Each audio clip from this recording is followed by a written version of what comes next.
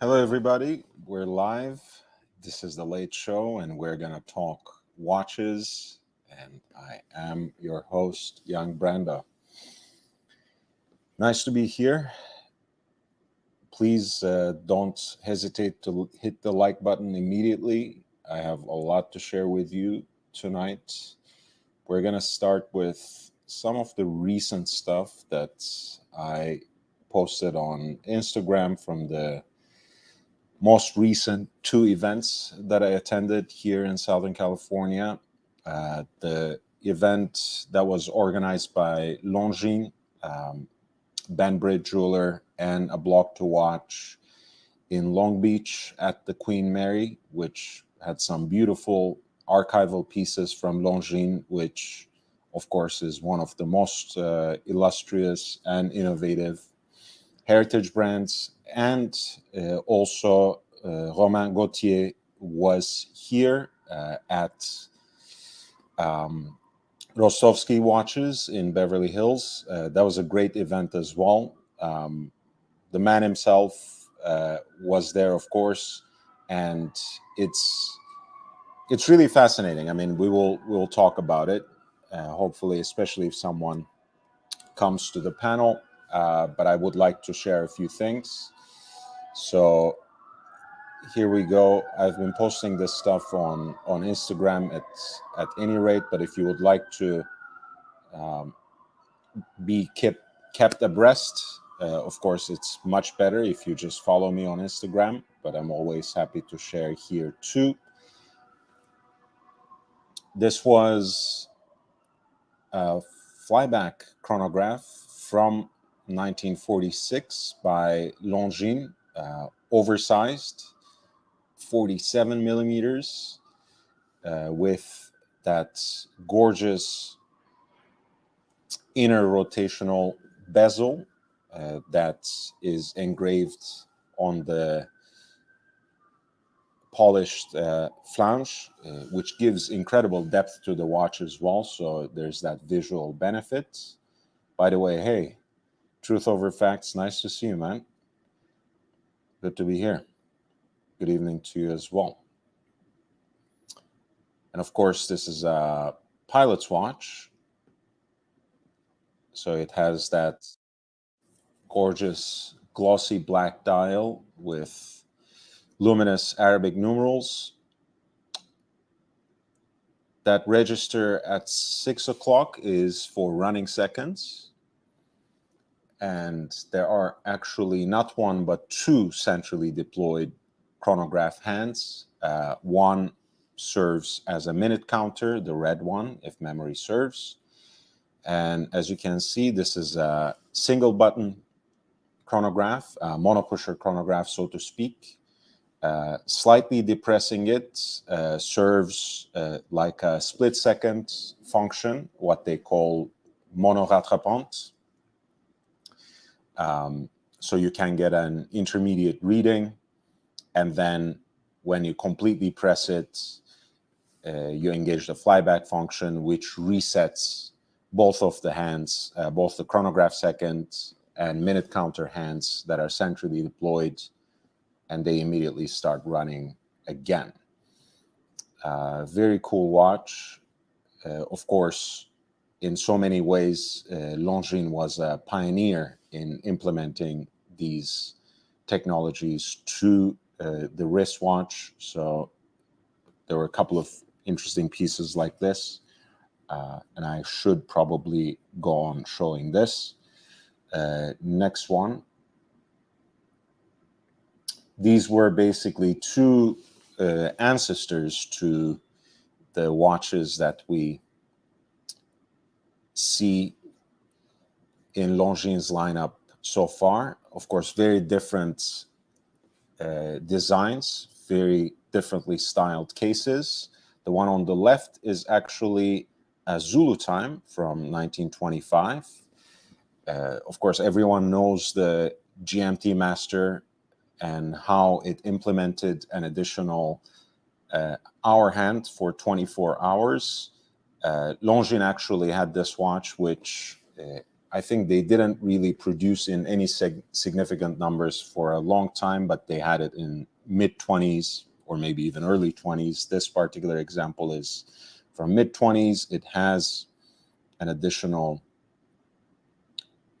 hour hands and also the Z flag for Zulu time on the dial, hand wound piece, rectangularly shaped, kind of an Art Deco design. And on the left, they also have a very early, again, late 20s wrist chronograph, which has two independent pushers, which was, of course, the technology at the time, right? The mono pushers, the single button chronographs that are very much the rage these days were actually the early examples of the wrist chronograph. It was only after a while where the companies implemented, I think Breitling was the first to do that,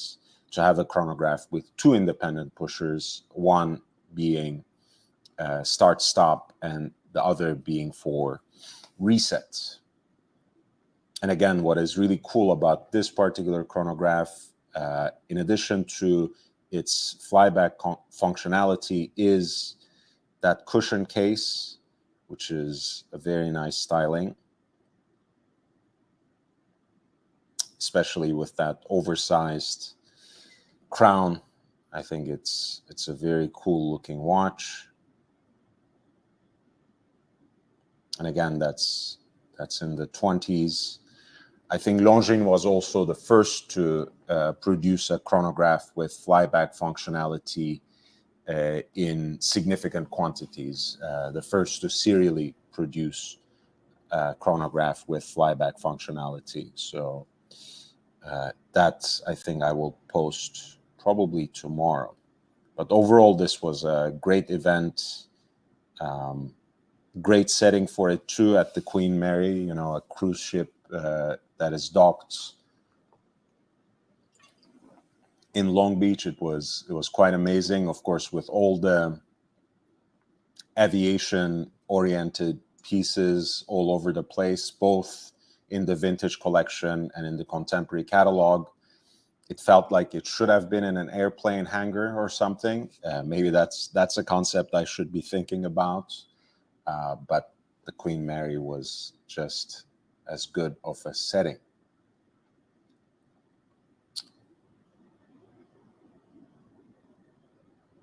Hey, that's a nice name, Lorenzo di Napoli.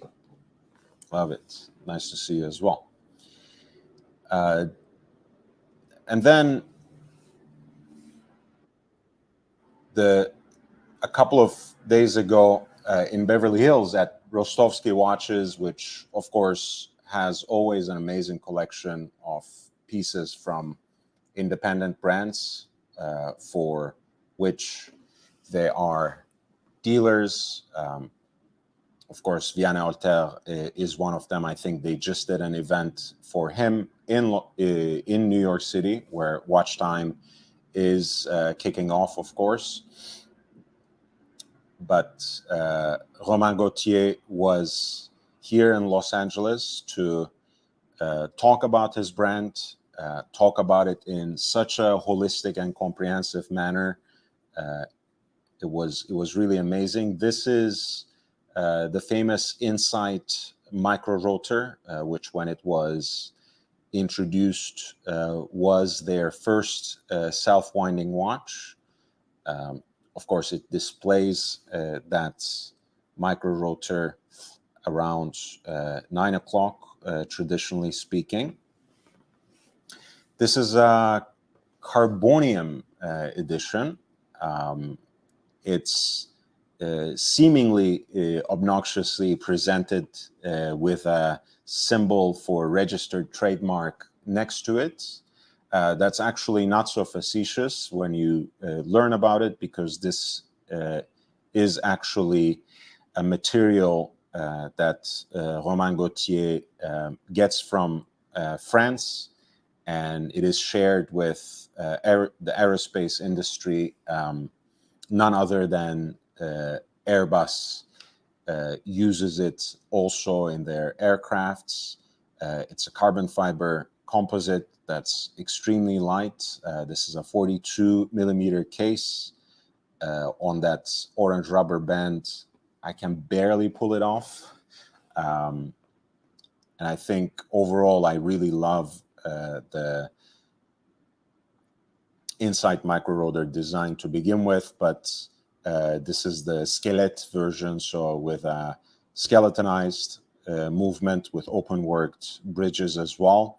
And the dial itself is true from carbonium. The movement is rendered in titanium, so you have an ultralight piece. I believe the encased movement weighs about 31.31 milligrams.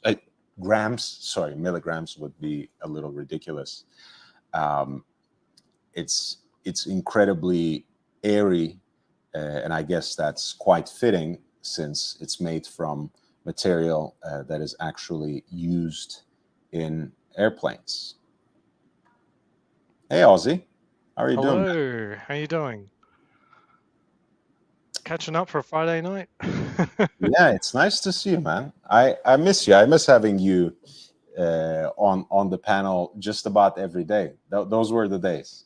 Yeah, well, when in the heat of it, I think I was on paternity leave, so I know, I kind of know. helps. Well, you just gotta keep reproducing, man.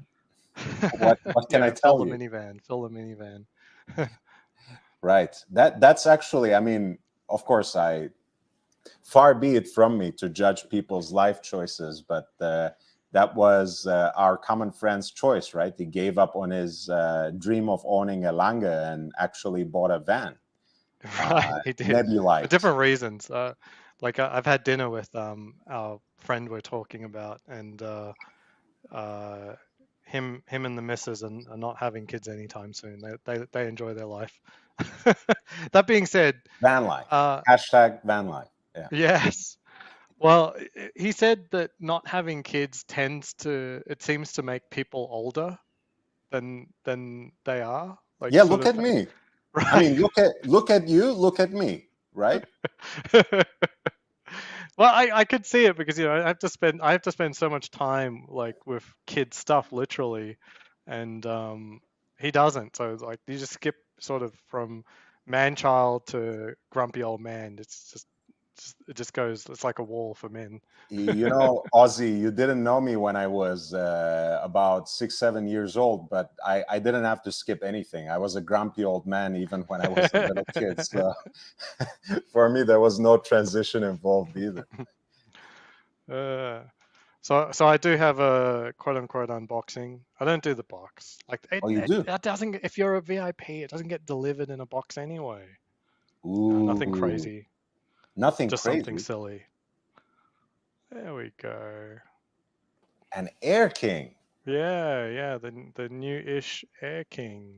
I think it's what, more than a year old now. But why Nice. can't we get focus? I don't know, Sort of but like Frank there and we go. Honest says YB and Ozzy, to be honest, the best duo on watch streams. Oh, I that's appreciate very kind. That's very kind. There we go. The new Air King without the Milgauss case. it. Very, very slick. I was noting more numbers on the dial than all of the sports catalog combined. Is that a good thing? Yeah, I don't know. Obviously, I've had a lot of time to think about this watch, and I haven't Mhm. done so until recently. It becomes an obvious candidate when I've got most of the sports watches in the collection. But That's um, right. I realized it was my evening looking closer at H. Moser that probably got me really thinking about this watch. I was Okay, entertaining a explain watch. explain Well, that to me. How you get closer to getting one of the dogs in the Rolex range when you were looking at Moza? What that doesn't compute. because I really enjoy H. Moser and that they don't take themselves too seriously, right? Hmm. Like it's beautiful, but it's not. serious. You know what I mean? It's high horology, not serious horology. As in, yeah, have fun. It's a piece there for you to enjoy. It's That's what I think the Air King horology getting is. high. Right. So that's what I think the Air King is. In the Rolex way, like Rolex isn't high Mhm. horology, but this doesn't need to exist. It's silly. A tribute to a car that didn't make it, and it's the version 2 of that tribute. I was like, the version 2? What are you guys doing? It's like, didn't you get the memo 10 years ago? It's like, yeah, it's cool. No, I mean, look, there's I know this is an outrageous statement, but at some level, Rolex doesn't make mistakes, right? They're not afraid to cancel models or entire lines that don't sell.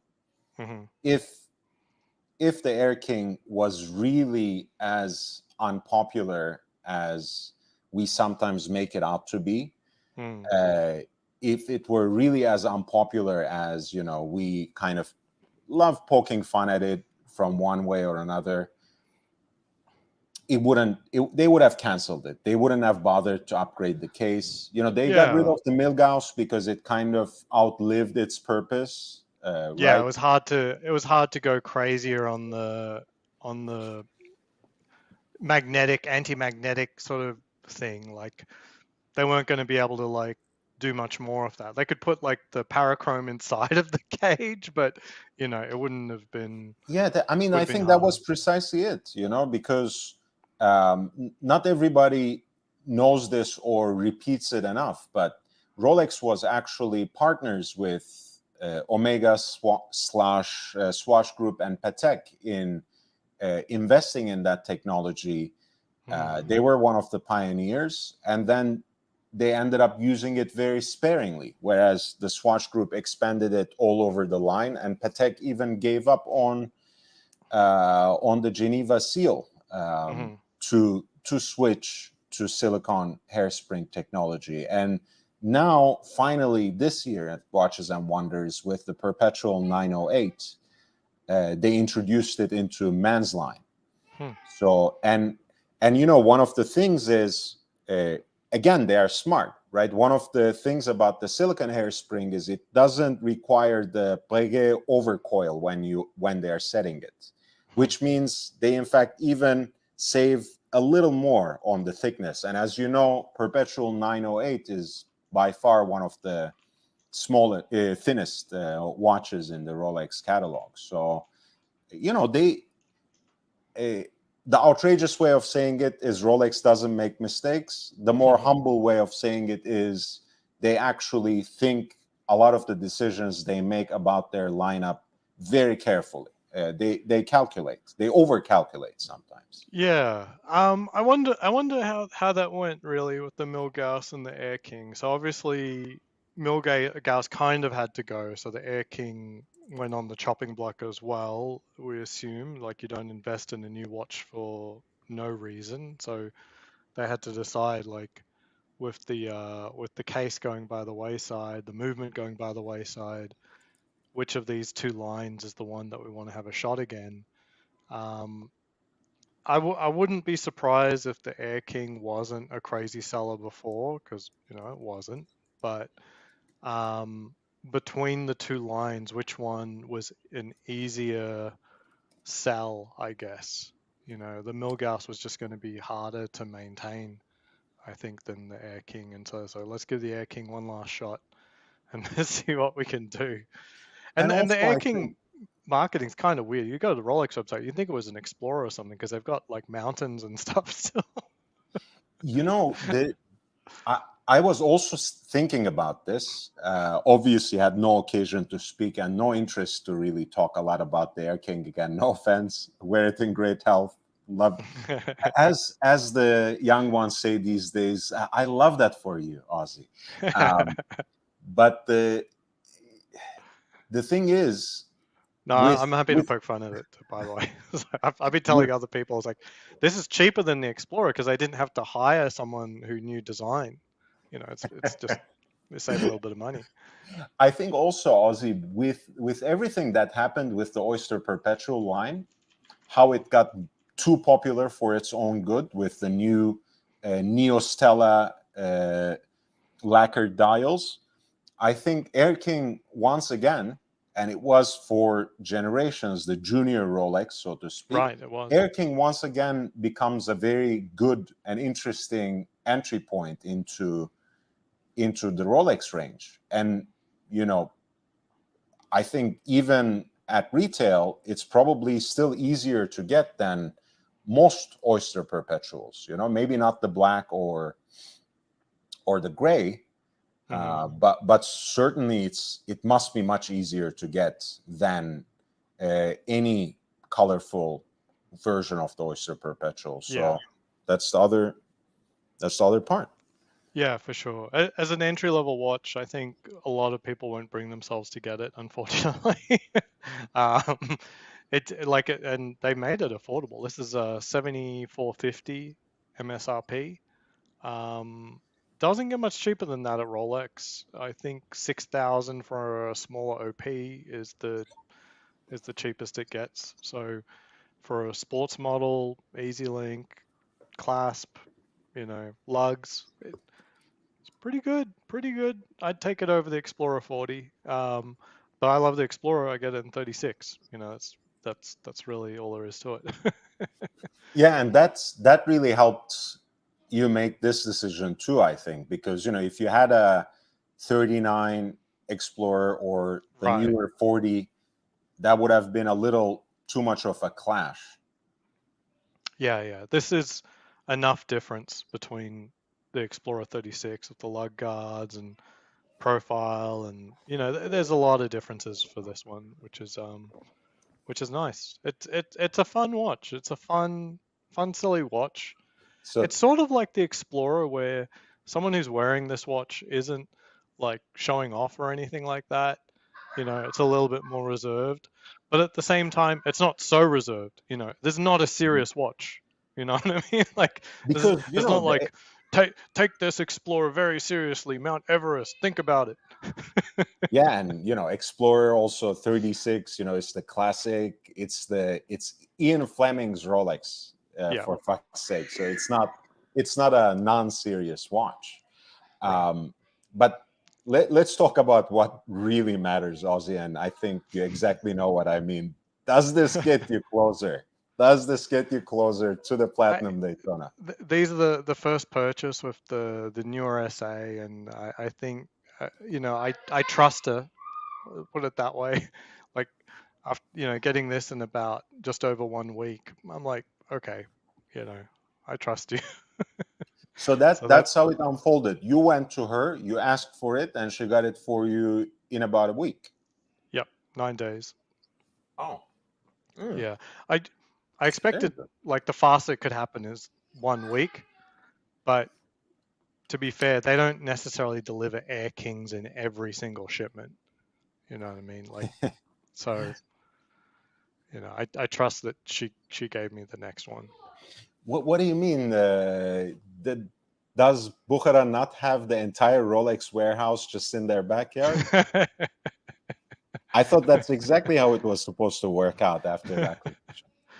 Yeah, look, it's kind of funny. I still, so there's some anecdotes that I believe and some that I don't.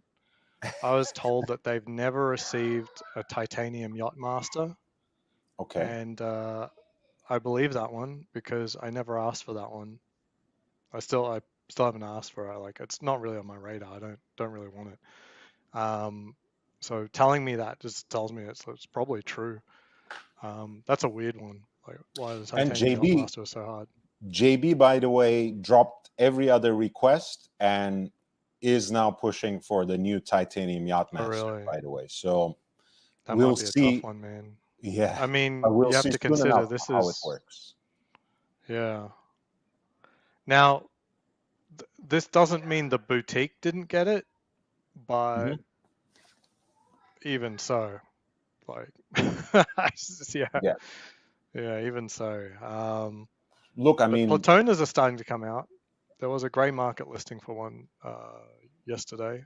I and all mentioned it. sorts of new generation Daytona started popping up. All gold ones. I Yeah. haven't seen any steel come out except on Stallone's wrist. So, I mean, look, Stallone has his reality show, his documentary is about to drop.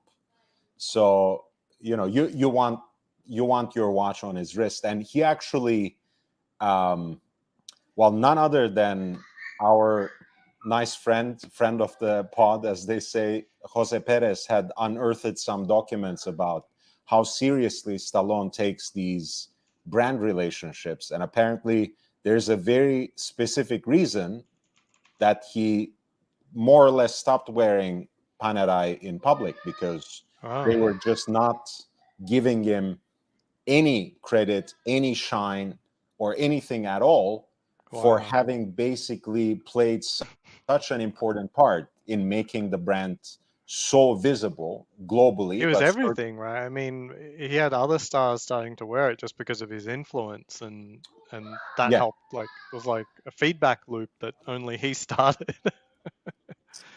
yeah, and Yeah. of course, Jose actually unearths a lot of great stories about how it ended up on Stallone's wrist in the first place, which actually was a famous Hollywood photographer, Monty Shadow, who apparently first interfaced between Panerai and a lot of these stars, and who put the watch on Stallone's wrist. But that's a longer digressive thing. What I meant to say is probably how you see Stallone nowadays with either vintage Rolex or contemporary Rolex for the most part when he's in public.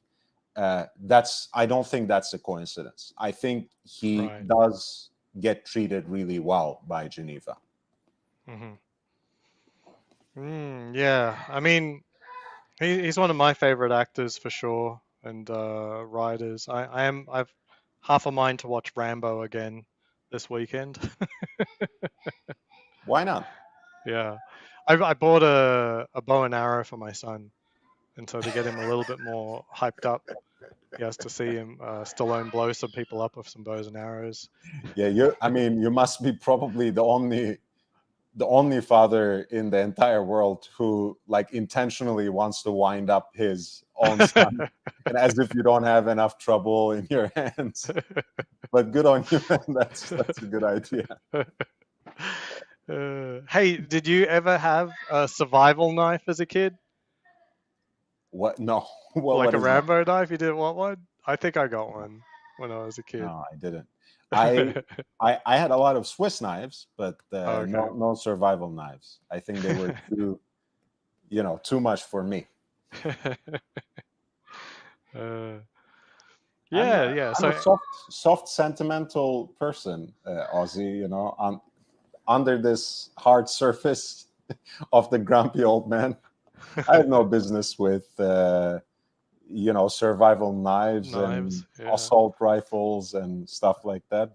I know nothing. I just learned how to clean a gun very recently. So who Okay. I'm nobody. It's cleaning guns, like it's overdone actually. Like like you don't need to clean guns pretty much. Not at all. Depends what you're doing with it, what kind of lubricants you're using, but um, you can get away with a lot, I think. The biggest issue is really the finishes and Mm. just certain gun makers at different points in time, different materials, they really didn't produce the metal with like really good stainless steel with good finishing, so it'll actually rust if you don't have a good layer of Ah, oil over it. So that's the main one. But in terms of actually cleaning it and lubrication for function, um, I think it's overrated, quite frankly. When I was shooting competition, I would clean yeah. it and re-lube it every single time just because that was You don't want it to consistent. jam.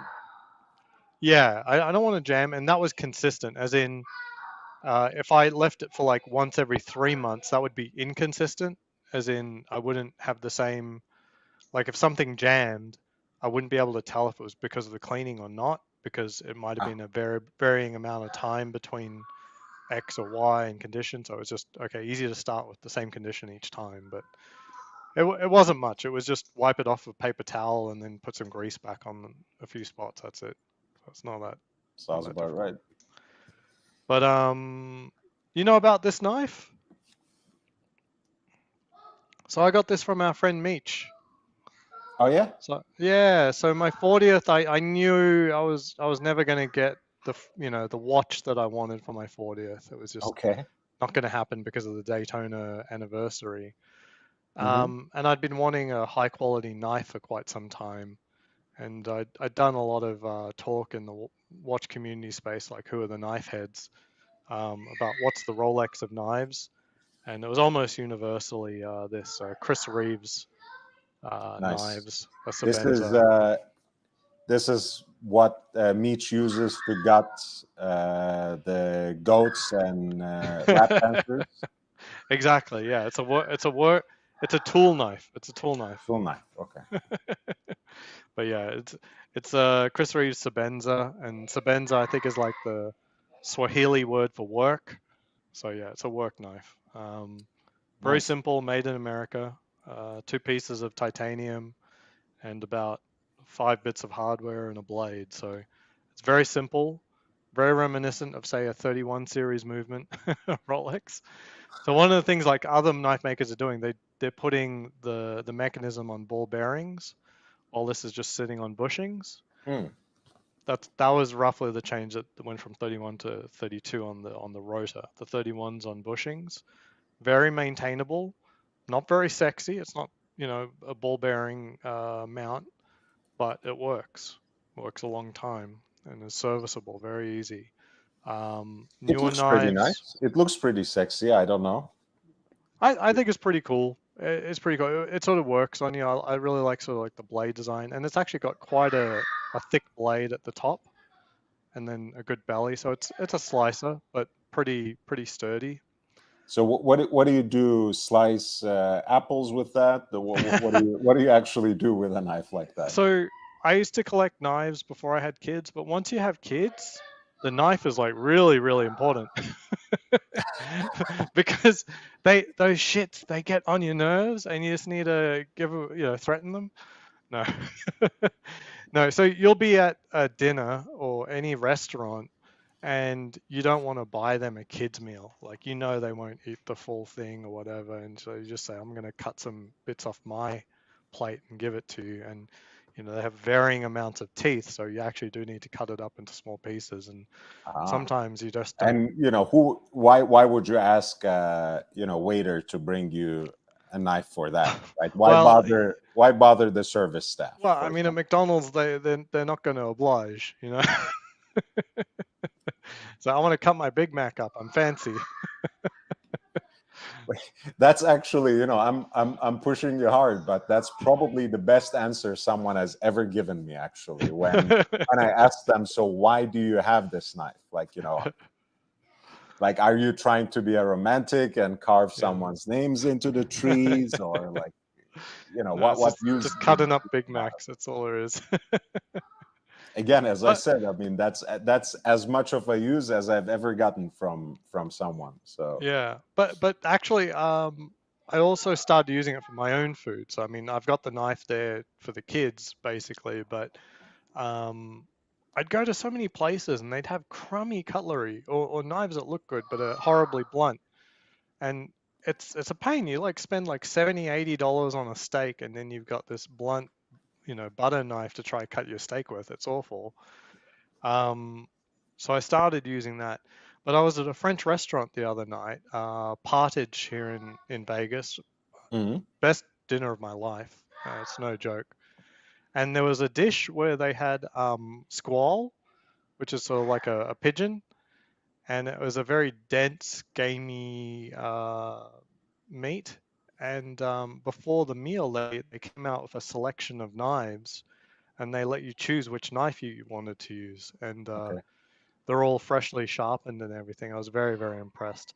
But for sure, that particular dish, the knife needed to be sharp. That particular meat, it was very easy to. It was Ah, very tender, so it meant that if you put a lot of pressure on it without a cutting blade, it would fall apart. But so you couldn't really cut it, so you'd be smashing it if you didn't have a really good knife. So that was really, really nice experience, actually having a high quality knife. That sounds cool. Yeah, and I Yeah. wouldn't know about that either. I think I have not cut through another living species Oh, right, the flesh for a vegetarianism. while now. Interesting. Wow, my wife and I are just really enjoying our date night, so we've been going to a lot of nice restaurants. So like, if I had to pick which ones were vegetarian, it's zero. Fortunately, I think there's a few good places that will have good vegetarian dishes, but for Yeah. sure, like a degustation 10-course meal type thing, it's not going to be like if you went to such a restaurant and said no dairy, no meat at French a fries. French restaurant, they'll kill you. French fries. Shoestring French fries, something like that. The frite part of the steak frite, basically. Right. That's what I can get, and I don't complain. But Well, yeah, I don't think this place had an a la carte menu. It was like a set menu by the chef. So yeah, I know if you don't that. like what he makes, and the French just love their butter, so Yeah, that's usually what why I don't go to a lot of fancy establishments either. So it's either vegan restaurants for me, or cooking at home, right. or just staying hungry, which helped, which No, helps. so I was a vegetarian for about almost 2 years in London. Hmm. Well, not 2 years. It was probably like 1 year. Now that I think about it, it spanned 2 separate years, but it was 1 year. Um, London isn't a bad place to be a vegetarian. All the restaurants have, multiple good, solid vegetarian dishes, not just dishes with, vegetarian substitutes. But eventually, about halfway into my stay in Switzerland, I gave up. I gave up because I wasn't really doing it for animal welfare reasons. I was doing it for like human reasons. Like at the time, like grain prices were really crazy high, Hmm. and I was really into environmentalism at the time, Yeah, and I just yeah, felt that giving up the meat was the easiest way that I could take responsibility. But I kind of that's fell by fair. the wayside in Switzerland because they actually do sort of, what do you call raising animals?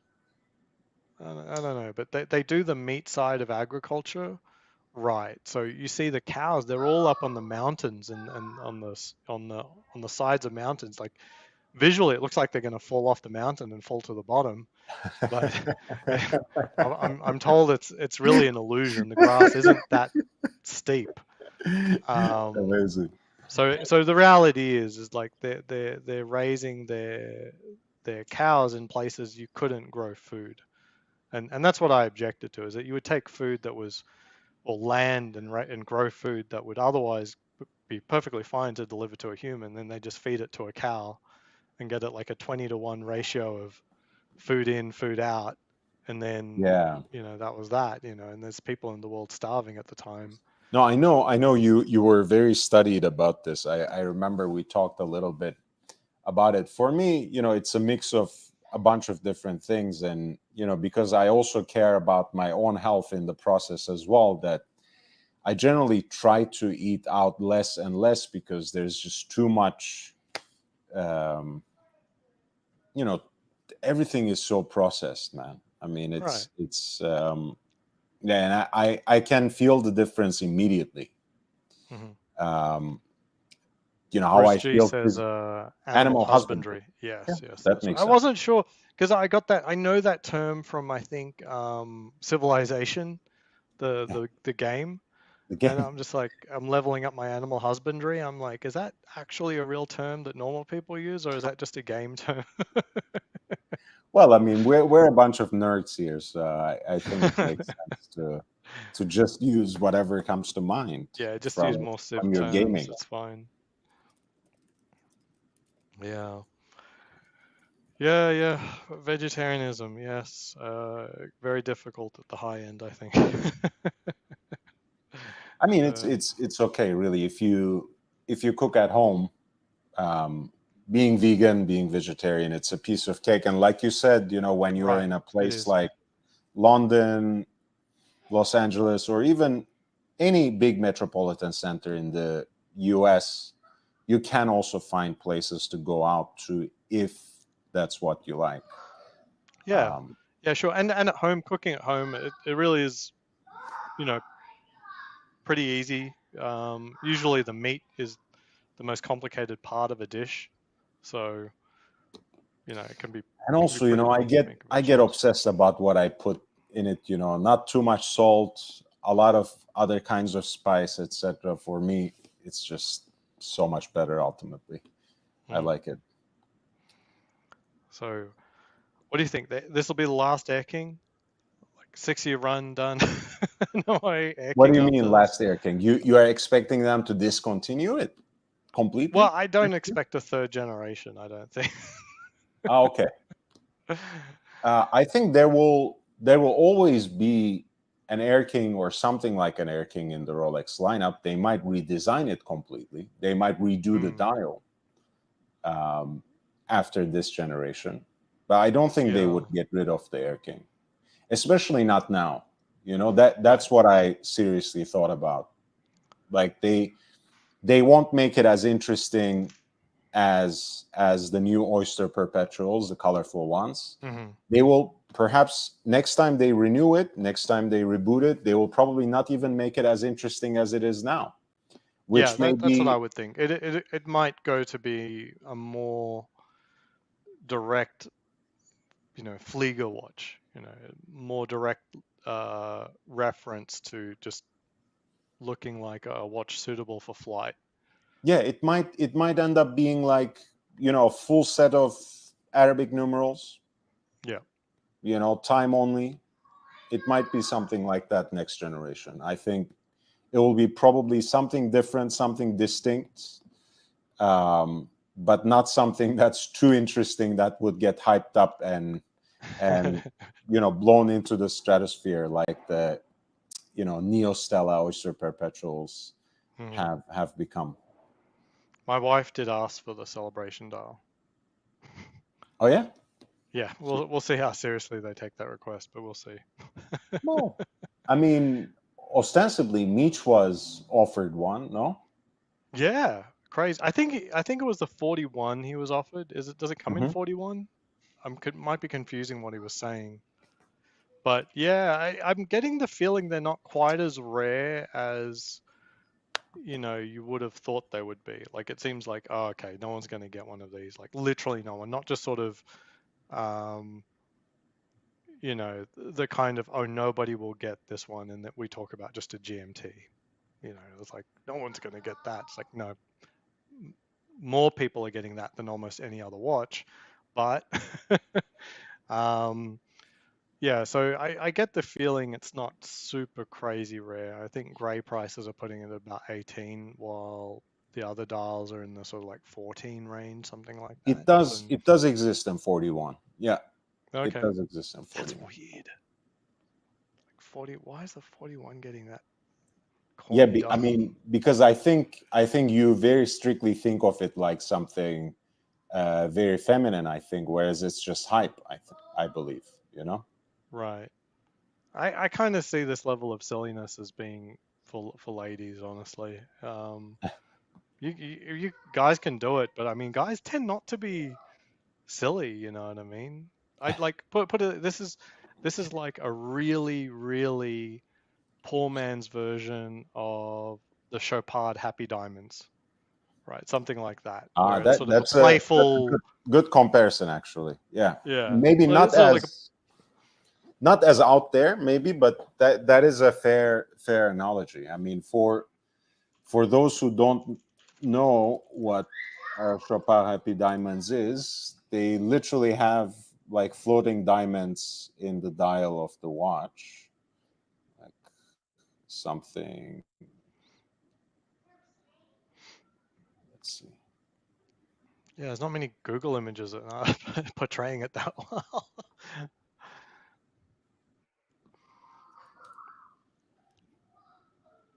Yeah, this is also with hearts Yeah, and everything. So something like that. Normally they're just the circular diamonds, but wow, Chopard's making it hard to find these things. Even I'm having trouble like trying to. Yeah, the happy sport. Yeah, something like that.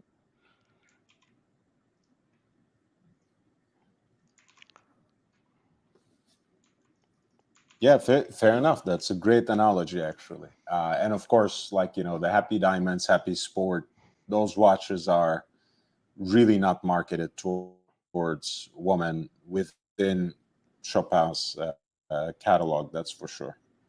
Hmm. Towards men, I mean. Yeah, yeah, and I think they've got simpler watches than this. I'm just having trouble finding the simpler watches. Yeah, yeah, they got a steel version there, Yeah, 36 right here. millimeter in steel. Yeah, something like that. Hey, that's pretty close in price. Yeah. I mean, this is lady size, literally 30 millimeters. Um, Yeah, but it makes the diamonds look bigger. I see what you did there. Yes.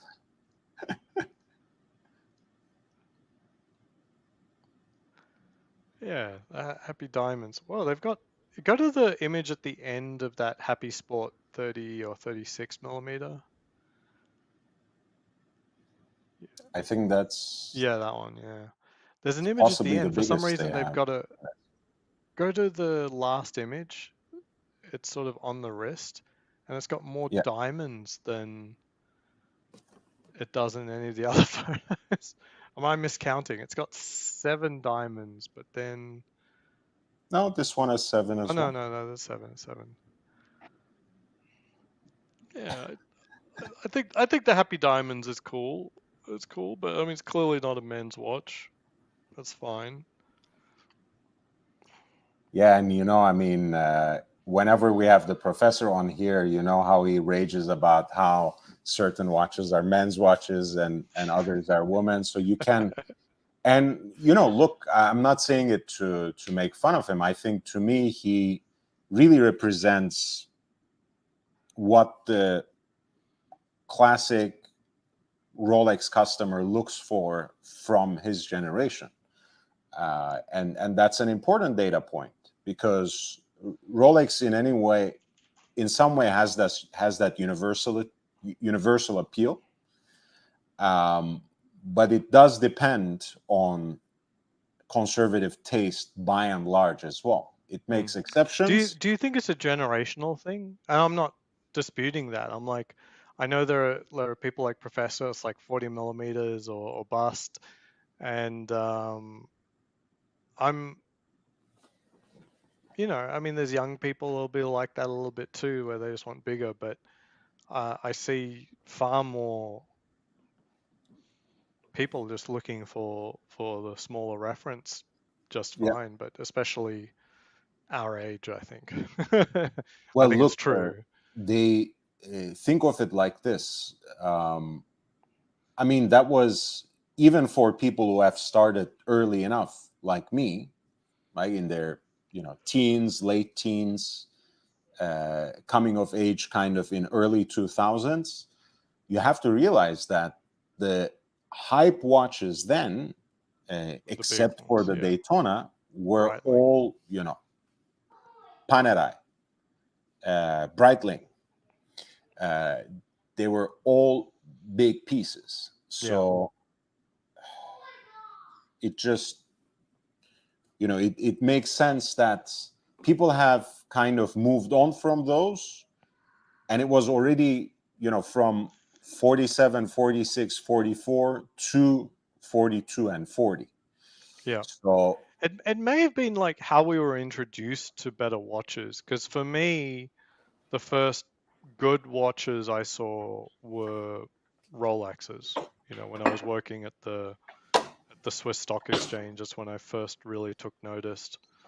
Around 2007, 2008 was when I first saw, and I was introduced via Rolexes, and then I'm just researching Rolexes, But I know for sure at the time, like it was all about Breitling at the time, really. Like the chronographs were everywhere on TV and the big screen and stuff like that.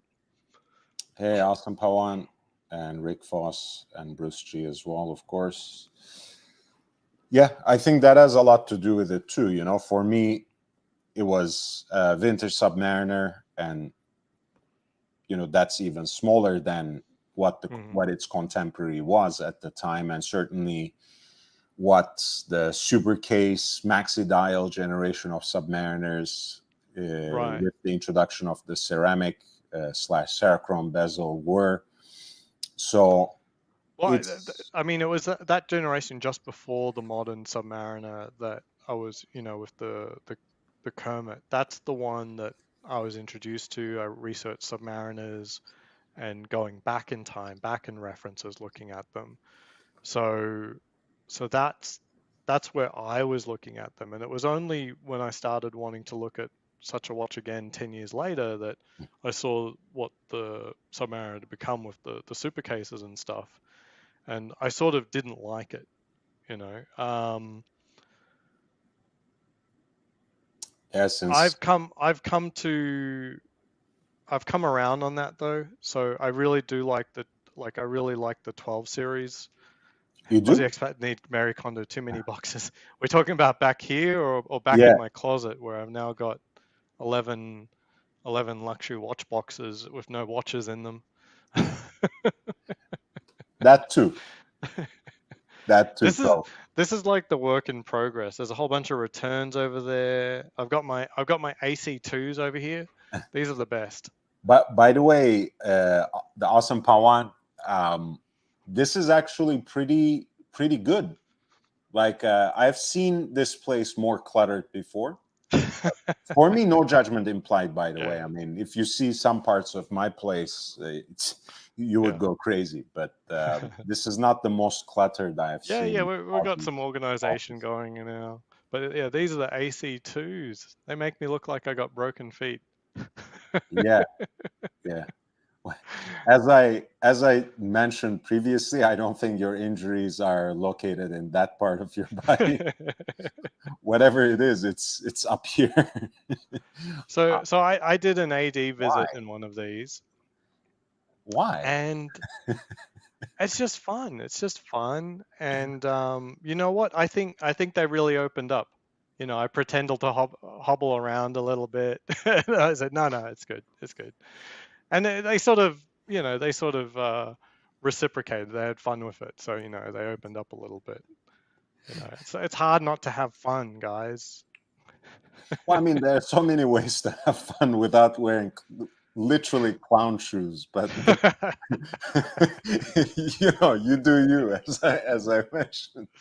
Yeah.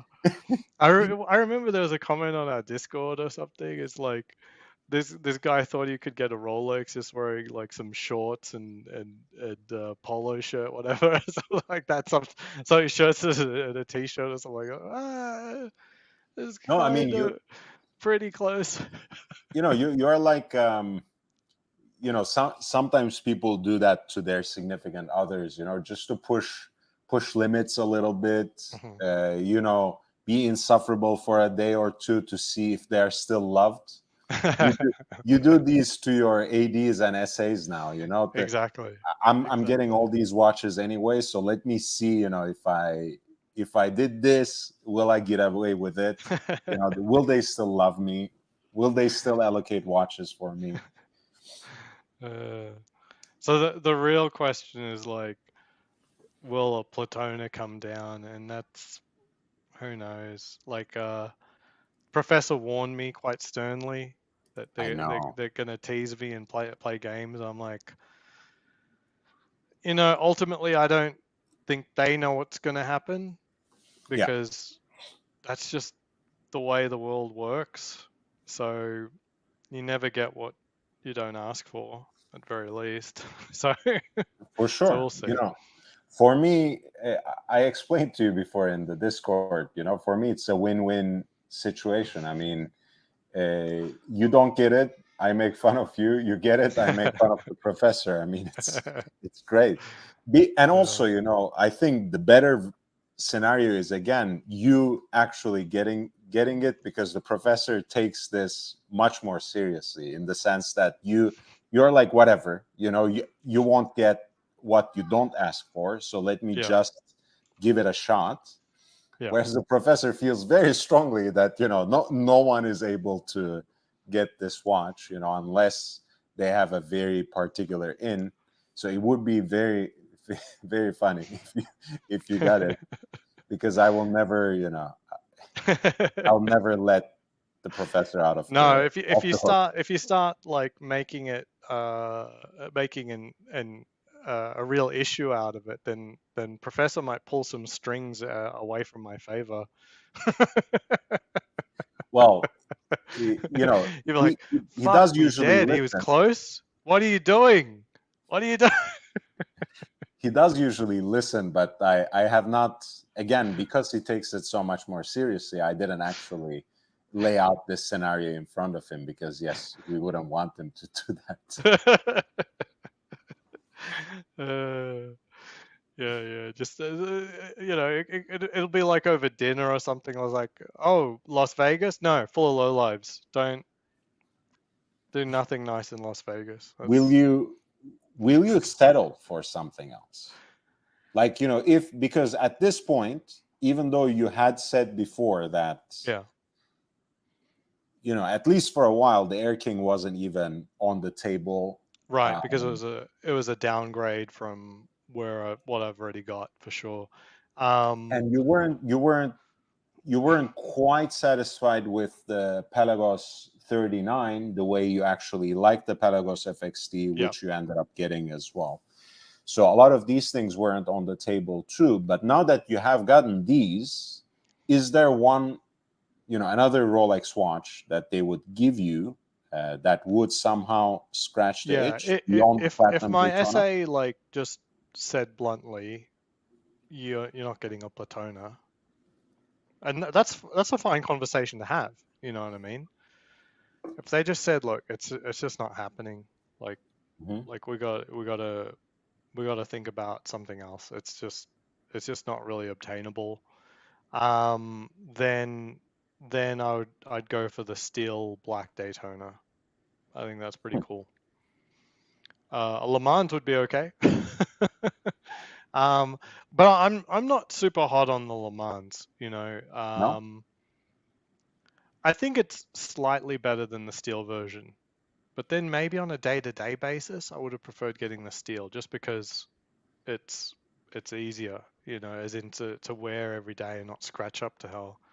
Yeah, Bruce G. Yeah, it's like the lowest key unboxing that we you know, for me, I never these never touch the box. You know, that's not how they're delivered. And they never go in the box to begin with.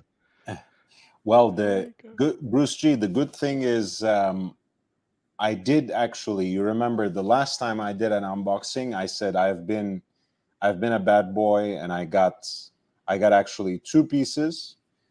Um,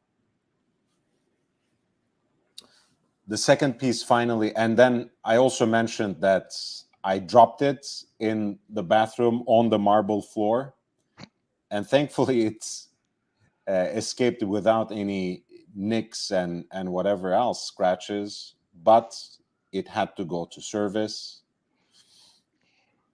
Now it's back, so I will have that unboxing next week. Uh, we can get that out of our system, you know, since Aussie doesn't like being theatrical. I will I will do so You'll even oblige. more extravagantly. So Yeah, Bruce G. Yeah, nice pickup. I mean, it's a fun watch. I got it just because it's, you know, fun. You know, it's just a bit of silliness. There's, as I was saying before, there's more numbers on the dial on this watch than all of the rest of the sports watches combined. I think like Explorer's got 3 numbers on it. There's a few numbers on the Daytona. yeah, that's right. I think that's about it. Yachtmaster's got, it's not on the dial technically, although I think they got a 0 through 10 on there somewhere as well. Yeah, not many numbers on the sports models. That's true. So you would, what you really want Yeah, like is, if my essay says I don't have a chance, I wouldn't push it. I mean, I'll just trust that they're telling me the truth. Um, I think they're hesitant about saying someone doesn't have a chance because one, I think that's part of Rolex training. They're not meant to say that there's no chance at certain watches. I yeah, mean, you see people get pissed off so much. It's that's right. ridiculous. Like if we go to, let me see. So I posted a particular Reddit thread. Um, let's see. Yeah, like people take so seriously, like, oh, there's no chance. They're upset that they're told the truth. You know what I mean? And you know, for the most part, they're trained not to say there's no there's no chance. Like, there's no reason for us to call you. There's 1,000 other people on the list, and about 500 people we got to walk away without even going on the list. So why would we ever call you? That's just reality. Oh, yeah, let me let me read this. This is something that Oz shared on the Discord as well. You can drop the link to the Discord too, Oz, if you would Oh, like. cool. Yeah, I love Worst hanging out with people there. It's the only real way I get to do it, asynchronously. Like a stream is pretty high touch. I love to do more of it, but Worst AD experience ever. Just went to Tourneau Rolex AD at South Coast Plaza in Costa Mesa, California, and had the absolute worst experience with an AD ever. The people in South Coast Plaza are usually really nice, in most ADs there. But anyway, I had visited a couple of months prior and I was a little put off by the fact that they don't confirm your information with you through a text, call, or email. This far I can understand because, I had basically a couple of times I had an experience with AP boutiques that they literally throw away your information. Um, so unless they confirm that they got your information, I wouldn't believe in anything they say. So I kind of understand that. They simply ask you to write your info down and wait. Having had more experience with ADs, I wanted to double check and see if my information was right. So I had a little bit of time to go and give Tourneau another visit. Once I entered, I was asked how I could be helped by a smug guy in all black attire. I okay, I'm not gonna judge his writing at all, but it's this kind of starts sounding a little too dramatic to me, like in all black. What the hell does that even mean? In I know all, you could comment on his clothing, sure. They're told what to wear, by the way. I told him my situation, and he laughed to my face. I told him I was trying to purchase a GMT Master 2, and he proceeded to laugh and belittle my decision, stating that I would never get a call and would never get one, and that whoever helped me before should have told me that. All right. Yeah, it just, okay. Um, he also stated that I needed a purchase history to purchase the watch. However, how am I supposed to build purchase history from a place with nothing available to purchase? This, by the way, I tried to shatter this myth. I tried to, um, dismantle it. But every time someone actually sees one dummy watch, we start rewinding the tape again, Mhm. guys. The shit they put in the cases as exhibition only, 90% of the time it is an actual watch that they're Mhm. about to give to someone else. It's just exhibition only for you. The person who is going to get it will get it, and almost at all times they have something to sell to someone just walking in. It might not Mhm. be what you want. And I would never, ever recommend to someone to buy a watch that you are not absolutely in love with. You know, for me, it's even, you know, I can, again, I love Oz. You know, I love that for you again. I would never buy a watch just because, hey, it's a fun watch, whatever. You know, it might get me close to something. I'm actually, in terms of mentality, I'm probably closer to this guy writing the so-called review than this guy down here. But that being said, I would never react to a situation like this in the same way, because to me, people who tell me either exactly what I'm in for or what I will never get save me time. Why get Exactly. angry about that? It's whatever you say is not going to change the situation, so it's best to move on. That's what I realized with AP, for example. They Right. played with me too many times. They said, like, you know, okay, you know, let's sit down and talk, or, you know, we'll take your information, and you know, we might call you back with something interesting. And you know, it didn't take me much longer than a month, but it took me a while to figure out that they were literally fucking with me. I would have much rather had them tell me, hey, we just sell to people, you know, who flip these watches, and we are not interested in you unless you're a celebrity. Then we That might actually that's get that's watches honestly for you. my impression too. And they were very blunt. They were very blunt. I think the last paragraph is tells a little bit more about his naivety, despite him Yeah. saying, "I'm not naive." However, how am I supposed to build purchase history from a place with nothing available to purchase? Additionally, he seemed to take me as dumb and naive, as if I had no idea about the long wait and rarity of the timepiece I desired. There's nothing rare about the GMT Master, but it does involve a long wait if you do want to get one at retail, and it's okay. I understand the chances are low, but I'm a patient person. But you know, I will write something like this, like a paragraph, whenever I get turned down, and I'm willing to wait in order to get what I want. I would not recommend anyone go to Tournon South Coast Plaza. So I do like this post because I love how just how angry he is and how everyone agrees that this is universally bad.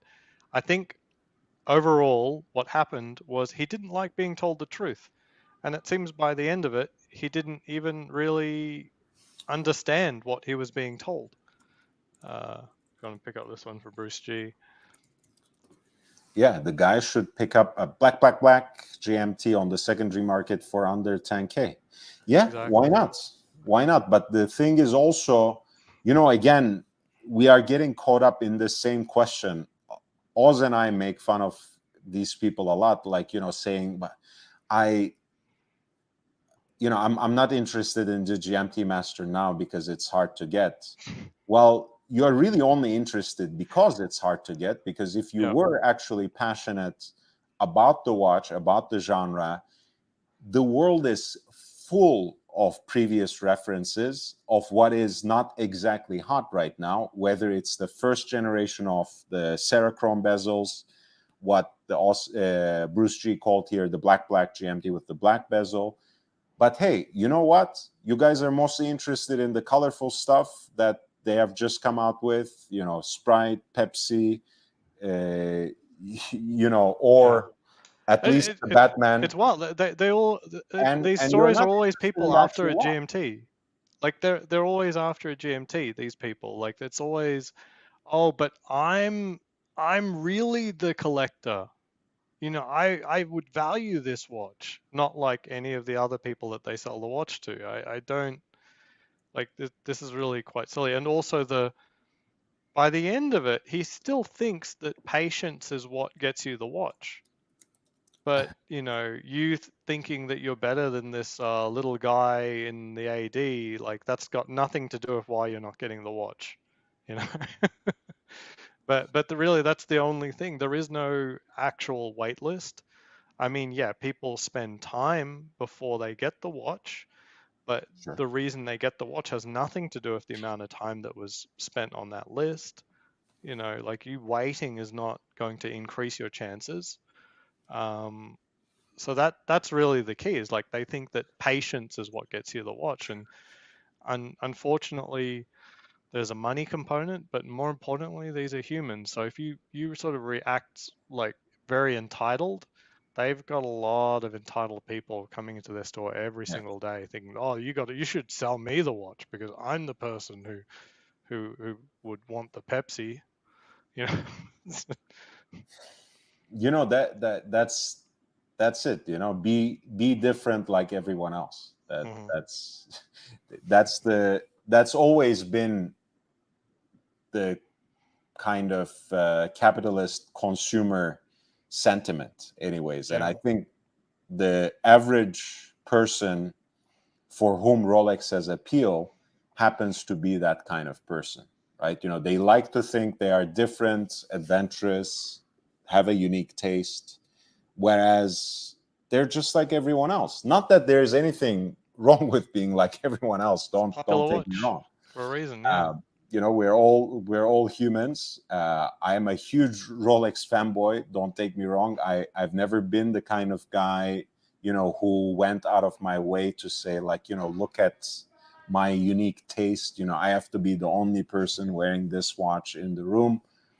I've never been that guy either. But it you have to then come to terms with what comes with that territory. If you want the shiny new thing, best believe that there are dozens of people out there like you who have Mm. the same kind of resources, or maybe more, your kind of connections, and maybe better connections, who are going after the same thing. So you either actually do take the time not to just wait, but to develop your own fucking taste and get something a little bit off the beaten path, perhaps not entirely unpredictable, but our great people in the chat already had a couple of recommendations, like why not go for a previous Mm. generation that seems to be undervalued now.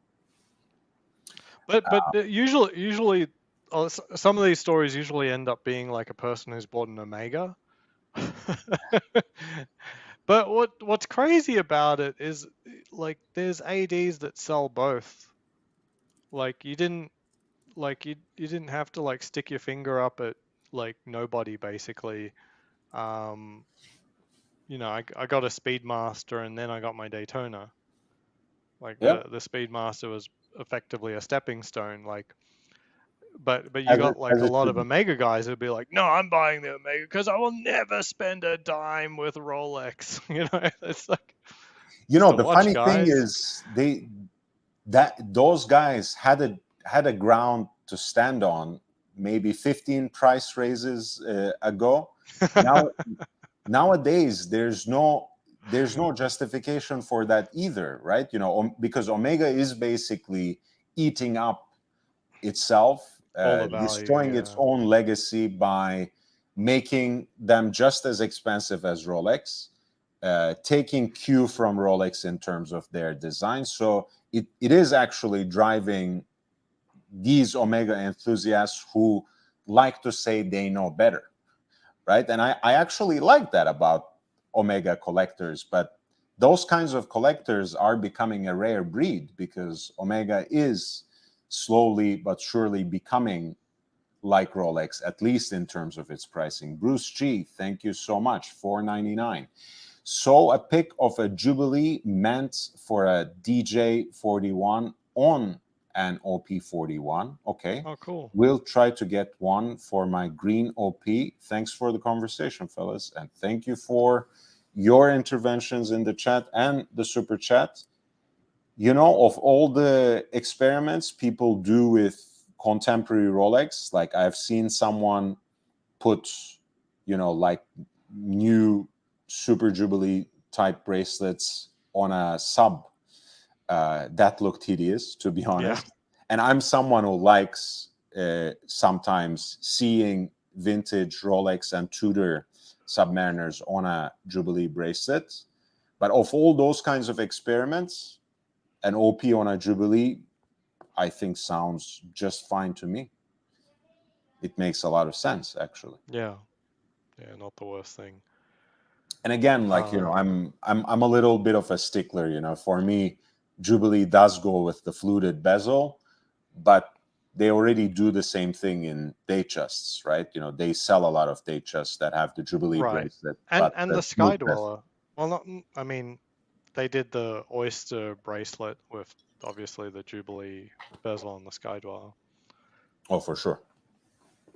I actually like it better on the Oyster, just because there's just so much going on the face and the bezel that just having the Oyster bracelet just seems a little bit more reasonable. G'day. Hey, Hi guys, how you doing?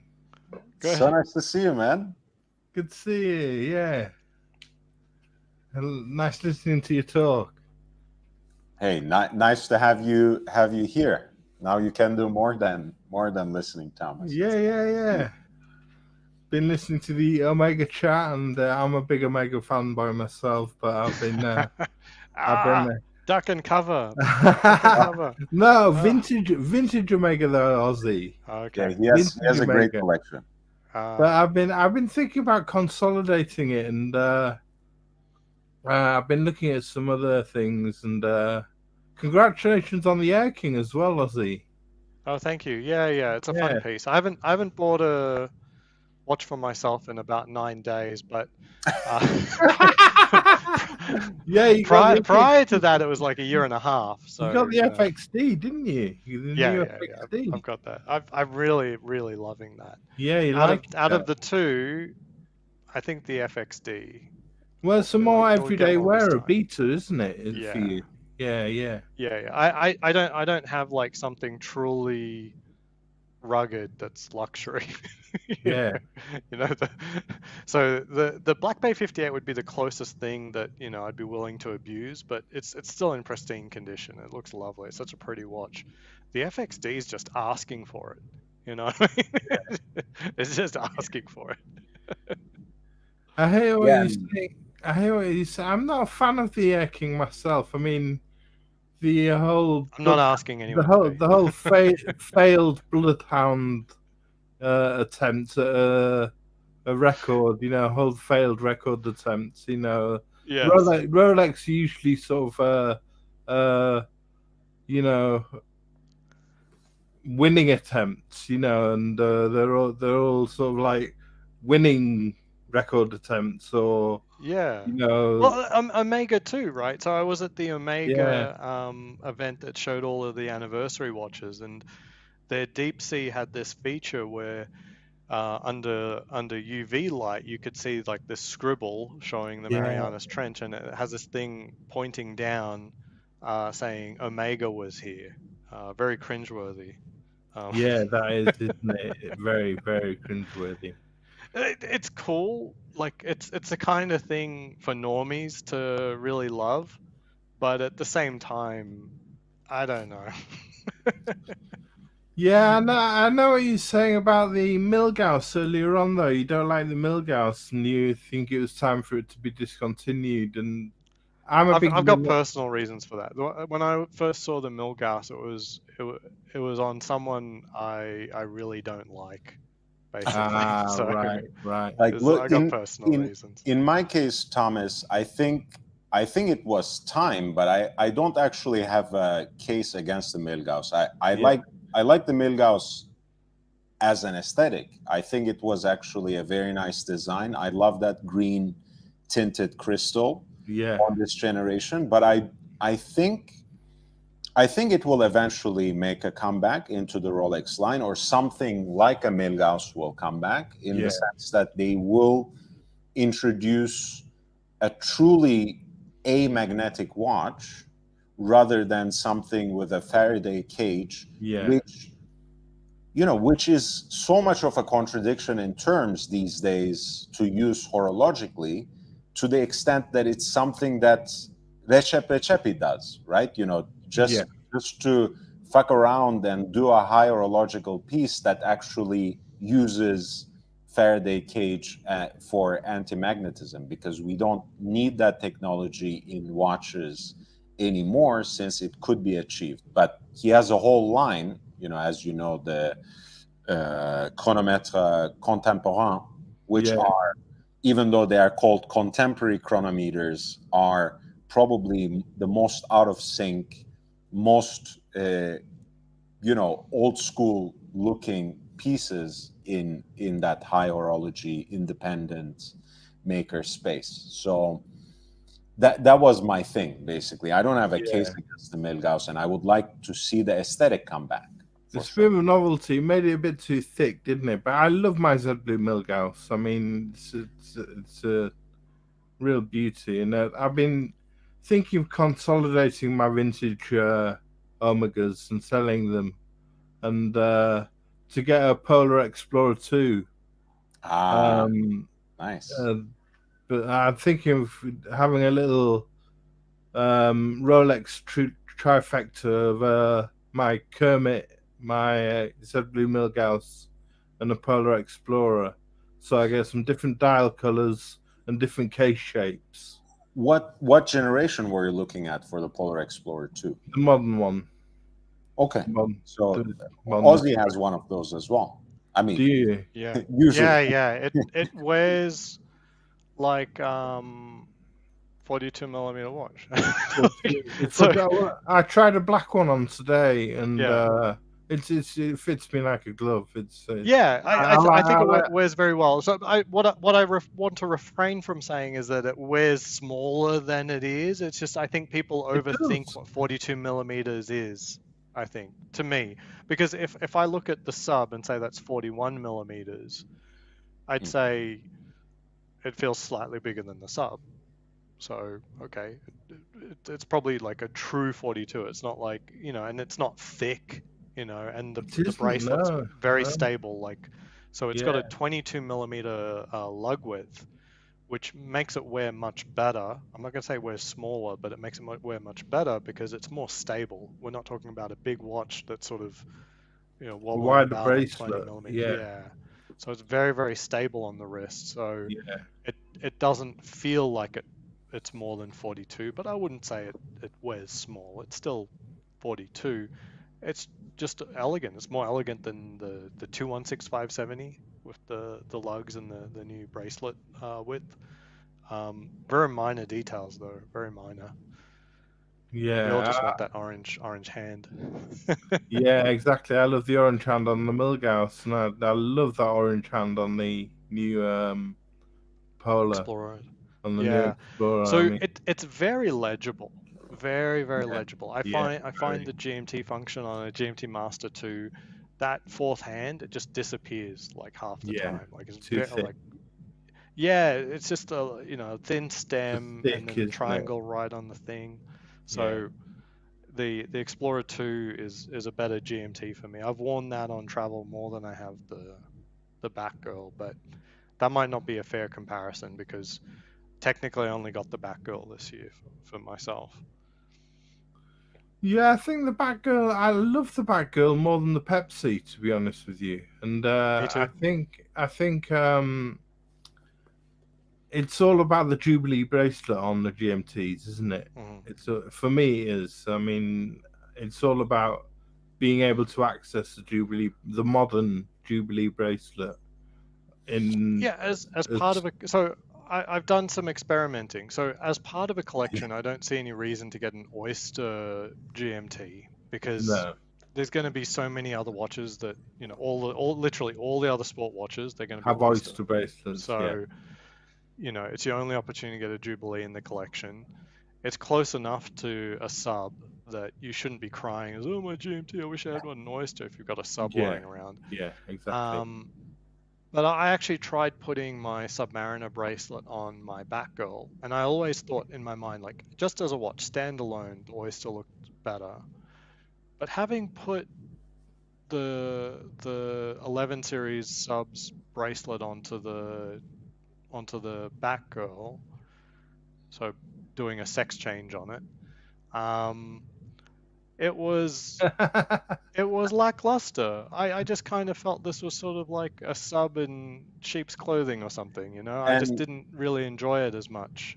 can I approach it from another perspective? Coming from the vintage side of things for Rolex, I completely understand and respect that. The 6542 was born on an Oyster bracelet. It is the OG bracelet for the GMT Master when it was first released, even though, of course, in those times you could basically get it with or without bracelet and with any bracelet you want. Any bezel you want to. But more importantly, I feel with the earlier bakelite bezel and for most of its life with the aluminum bezel inserts, I can concede the point that the watch looks perhaps better, not objectively, of course, but certainly more toolish, more sporty, more appropriate to the ethos of that era for a GMT Master, whereas the contemporary versions of GMT Master watches, beyond the hype, are just more showy. They are more colorful. Yeah. They're Yeah, just dressy. more, more jewelry-like pieces. Yes, And I think exactly. that gets accentuated on a Jubilee bracelet, and somehow to me that seems more fitting to the current generation of GMT Master 2, whereas a 5-digit or 4-digit GMT Master might actually look better on an Oyster bracelet. So I can see Thomas's point for sure. I agree on that take. I feel that the GMT is the gussied up Submariner, and it's not two-tone, but it's on that path. It's sort of like I want the tool watch come jewelry piece, and that's what I feel a GMT Master is. And if you don't like that, just get the sub. Just get the Submariner. So many people are just so caught up. Oh, I need the Pepsi. I was like, honestly, I think just get a sub. That's an easier everyday piece, a one and done, than the Yeah, GMT, I think. that's one of the reasons I was going for the Explorer 2, because I find it one of the best tool watches, or one of the only tool watches. It's the only tool watch. No, thing. yeah, it's the only tool watch. The Explorer is so pretty now. It, I love it. I love it to death. I baby that watch. I it, don't it, baby in it, my other it's watches the much as I only do my real Explorer. tool watch existing in the Rolex catalog, I believe. All the others are jewelry, like young Brando said.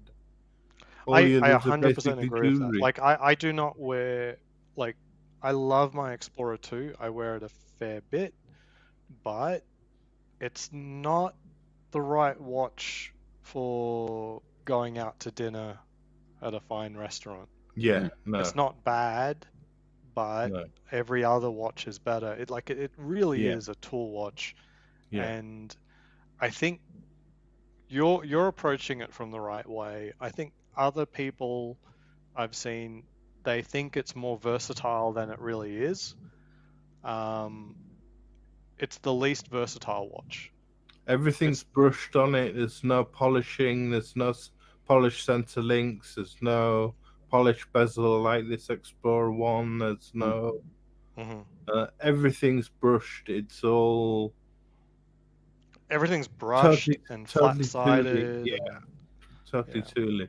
Well, it does still have polished flanks, but as far as Rolex goes, that's about that's as far as I'll go with like fully brushed.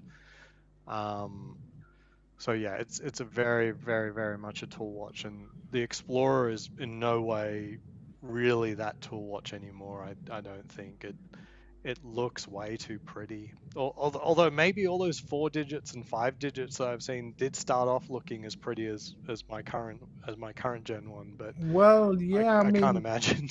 I mean, going back to what young Brando was saying about the Jubilee bracelet on a 4-digit,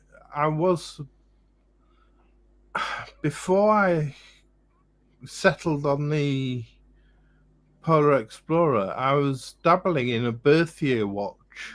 And I was thinking about either I saw a 1655 Explorer 2, which was gorgeous, but it had a Wow. redial and new hands put on it. And then I also saw a 1675 root beer, the Clint Eastwood with a Jubilee Oh, bracelet. I would love that. And that really, I was blown away with. I just loved it. I've been trying to find one of those. I spent like a year and a half putting up with alerts on my phone whenever a 16753 would pop up on the market, just Yeah, to be disappointed every time that it either had an oyster bracelet or the wrong bezel or Mm. the wrong, just something was always like wild, like completely off, and I couldn't refine my search. And I was just spent a year and a half just getting notification after notification whenever they'd pop up on a forum or something.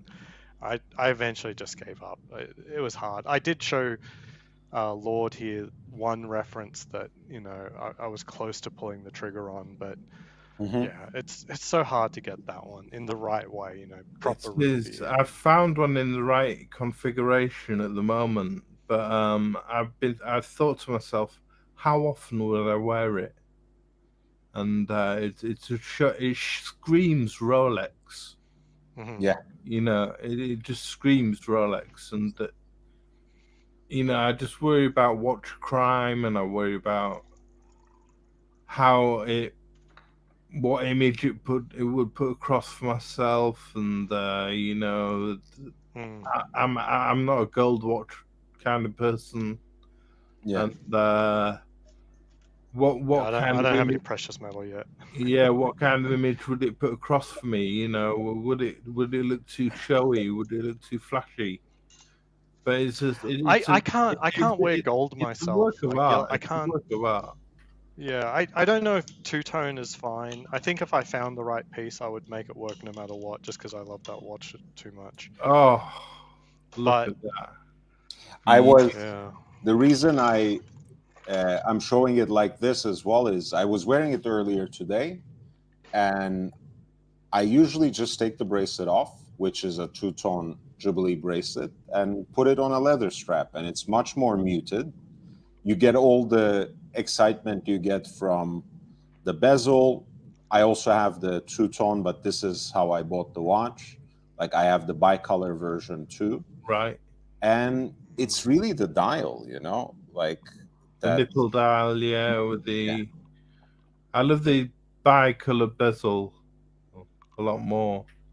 But that sort of tiger's eye dial with the Mhm.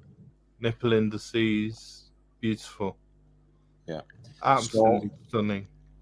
if you do have that thought, in on the back of your mind, Thomas, or anyone really with a two-tone Rolex watch, if it's a vintage watch, right?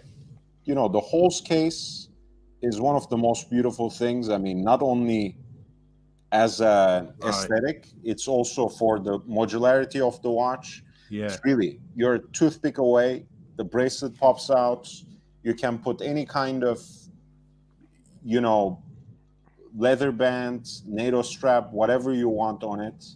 And it brings something else out of the watch. But most importantly, it also really mutes that showiness and recognizability, because a Rolex watch looks like a Rolex watch for a number of reasons. The Cyclops is part of it. But I think the biggest part of it is that look with the oyster bracelet, with the Jubilee bracelet, the particular shine on the light when it especially happens to be a Jubilee bracelet or a two-tone bracelet. Um, that will take care of most of your problems. Wearing it just on a leather strap on those occasions where you don't want it to scream. People will Yeah. still know, but it won't broadcast it to just about everyone in the yeah, loudest way yeah, possible. yeah. I'm really fortunate to live in Las Vegas. Like I don't really think about crime. Like I do think about, like, I think, am I going to a dangerous area? But there's lots of places where I'm not taking unbelievable risk, even if I wore something Mm. crazy. Yeah, I imagine in Las Vegas everyone's wearing gold watches. A lot of people are wearing gold watches Did we get anyway. this super chat from Bruce G? Yeah, we did. That was Oh, sorry. that was the one about wearing the OP with a Jubilee bracelet. Yeah, there's a lot of hot watches in the casinos and stuff like that. In that environment, you'd be it'd be bad to try and do anything for the most part. Although I have heard stories, I won't share them, but The awesome Pawan is asking, is Las Vegas open carry? is I Las don't Vegas think open carry? so. So it No? is, It is? but the casinos won't allow you to. Right. So, but you can still carry everywhere, which is what I recommend. If I show my guns on stream, I think you get a strike or something, something bad, probably. something naughty. Yeah. But yeah. So you saying about the you have to platona?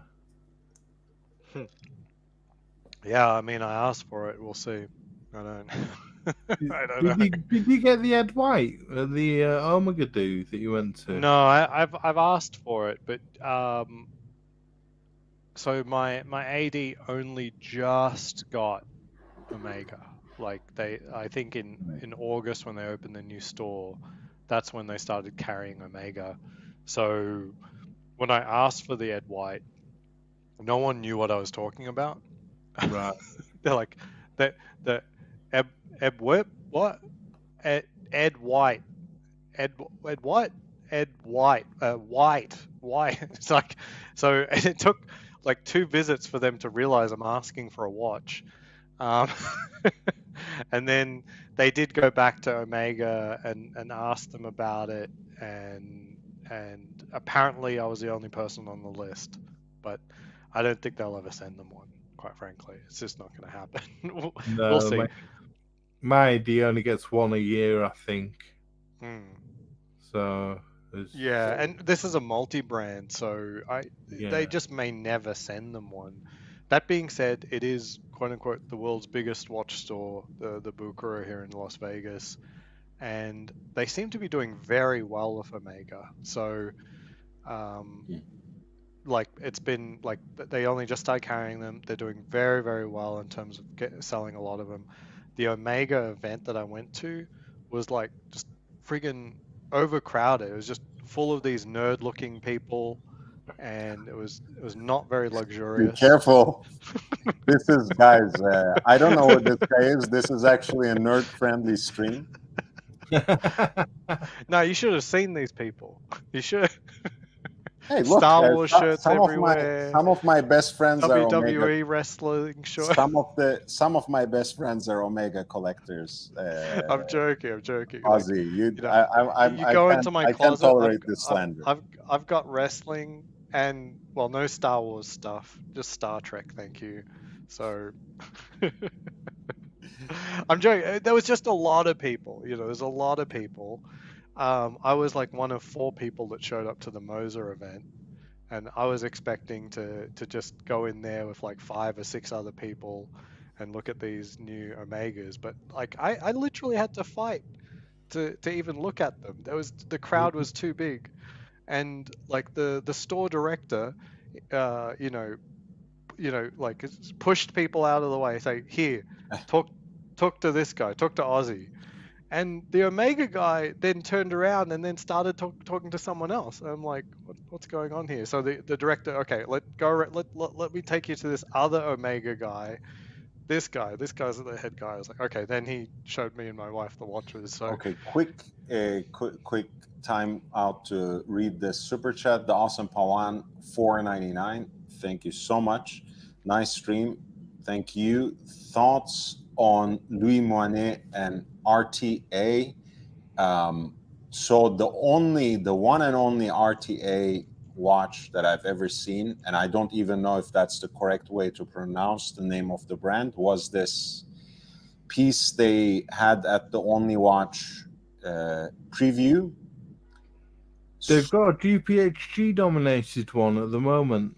Yeah, so like the only one I saw in person. I mean, Ah, right. Sorry. Yeah.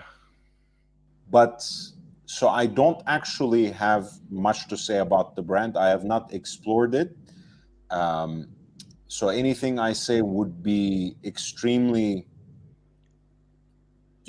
I would say extremely, off the cuff, and not sure if it would be worth your time. But I'm happy to look into it. Apparently, just like Thomas was saying right now, Thomas Burnett's off the Escapement channel.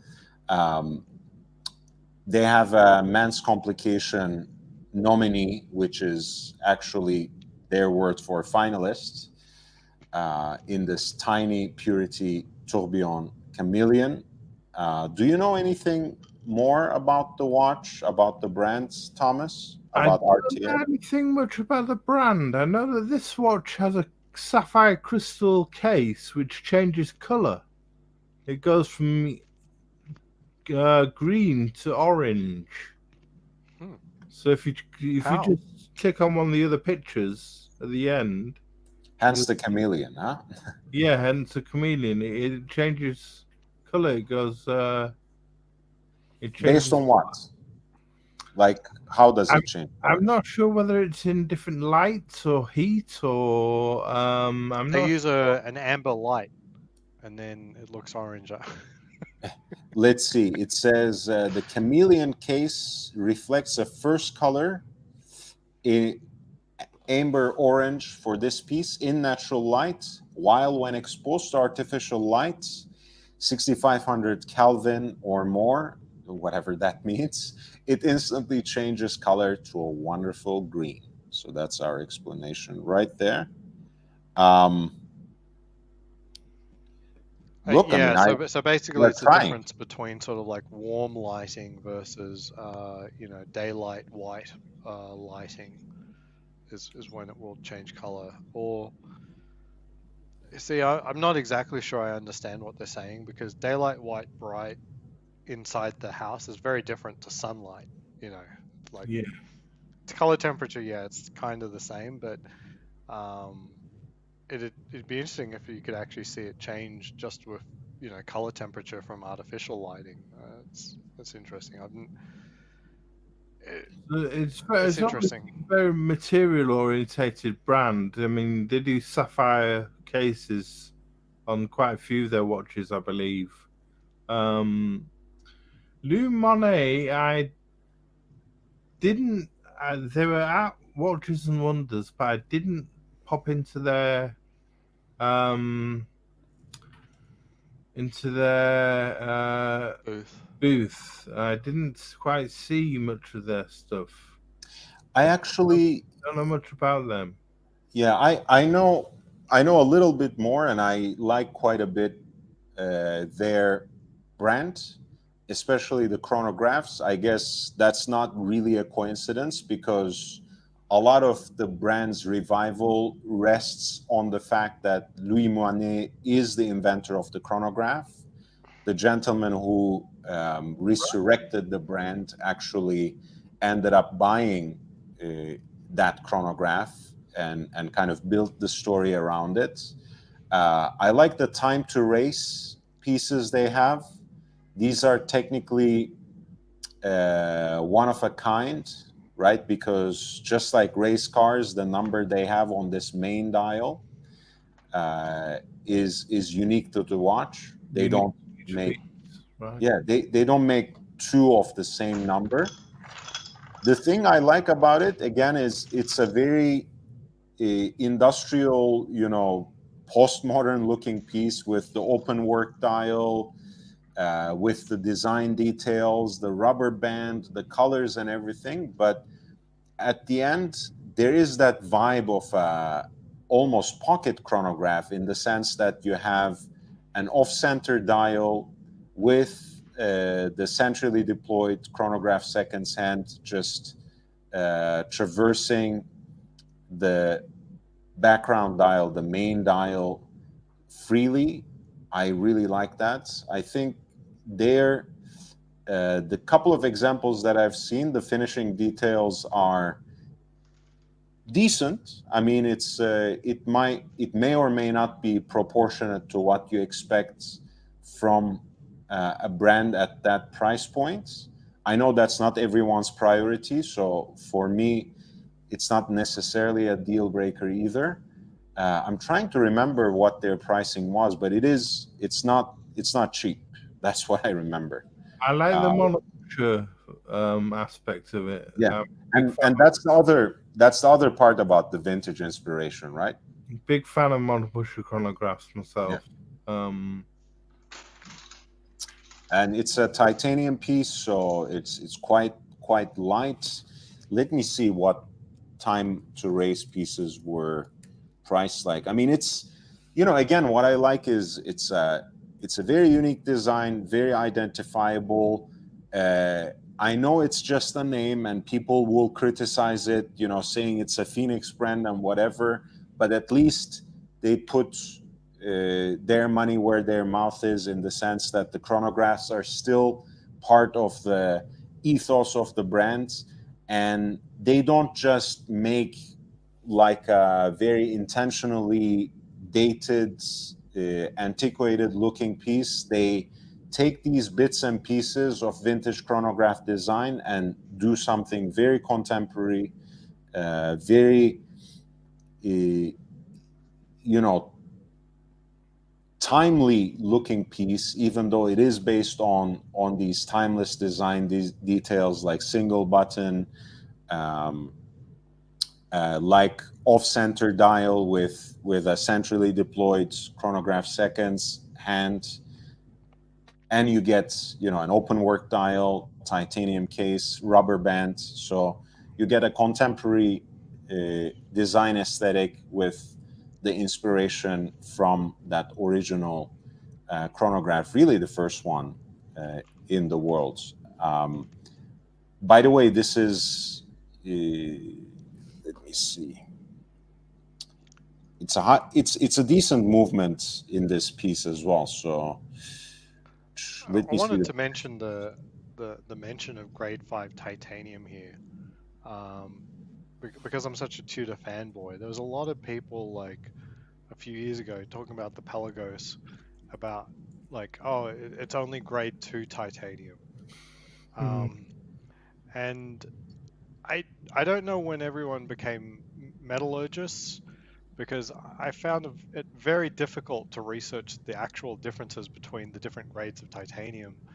And just like metals, like the higher the number doesn't mean it's better.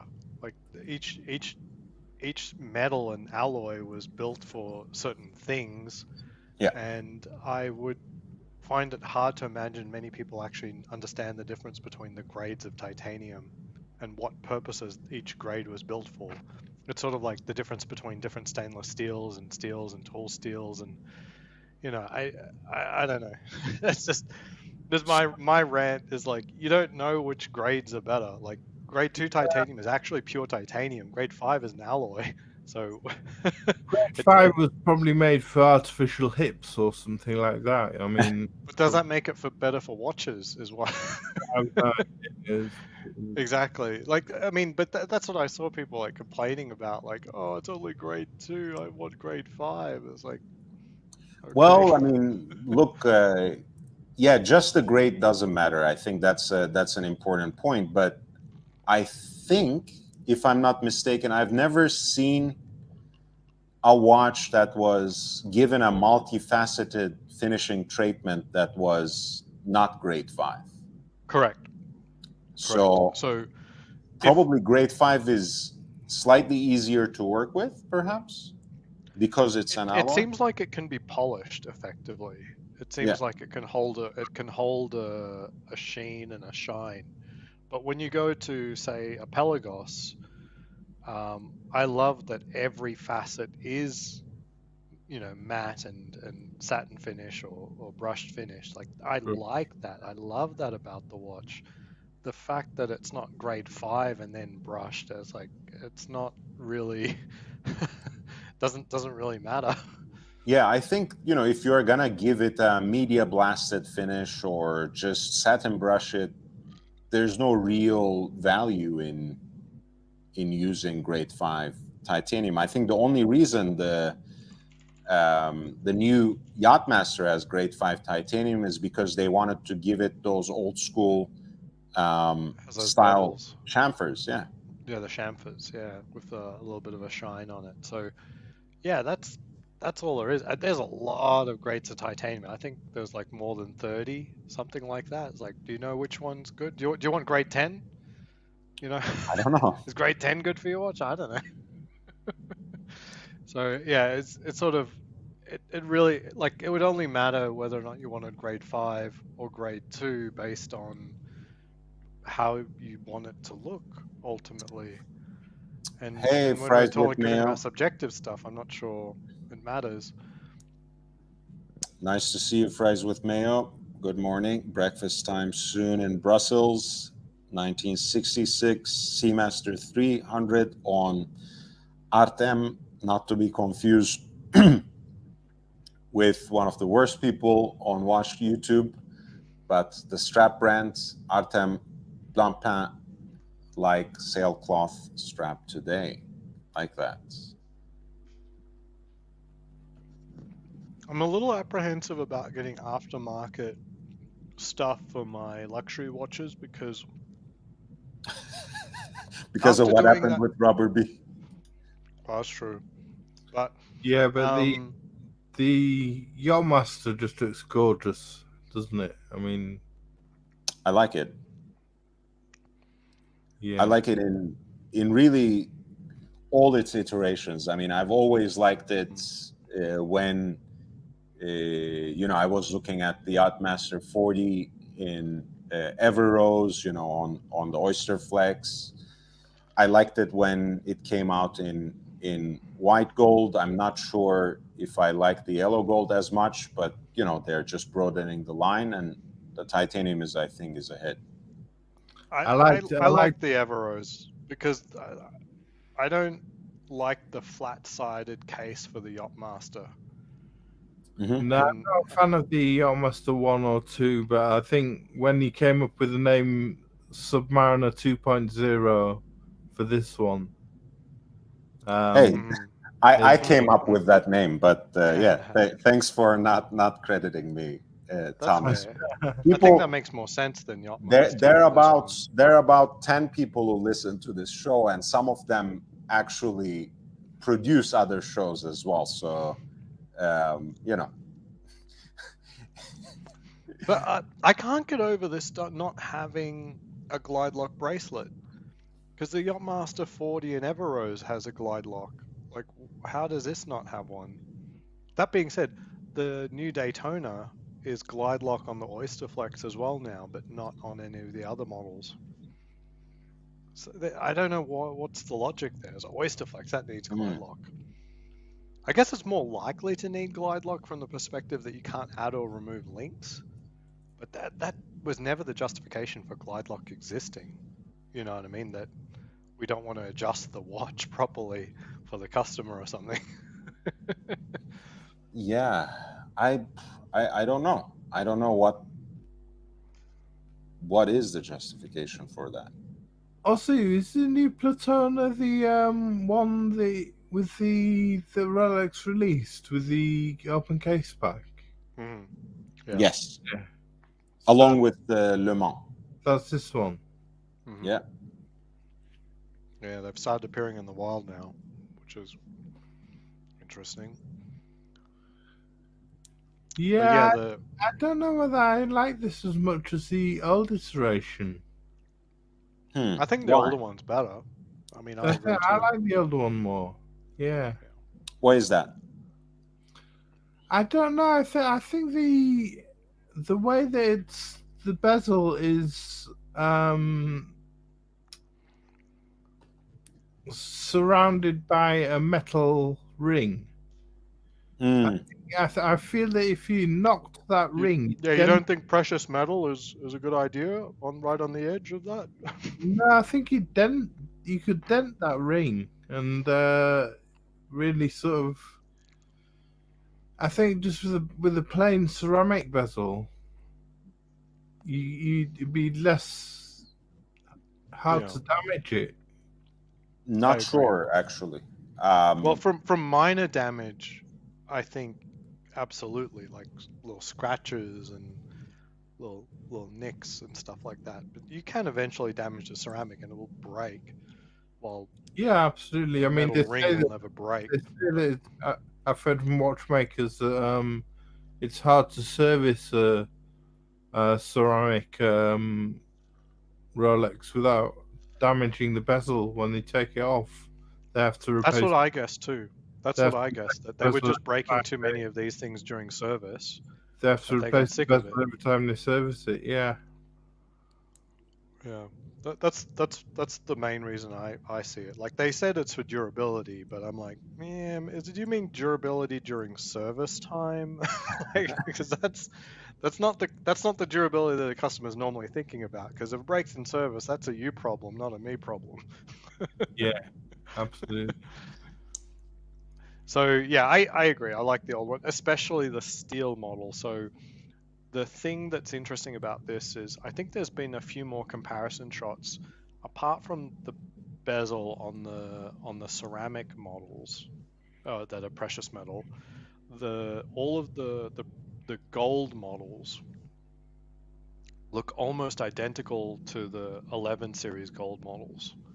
Like I've seen pictures, and as best as I can tell, they look identical.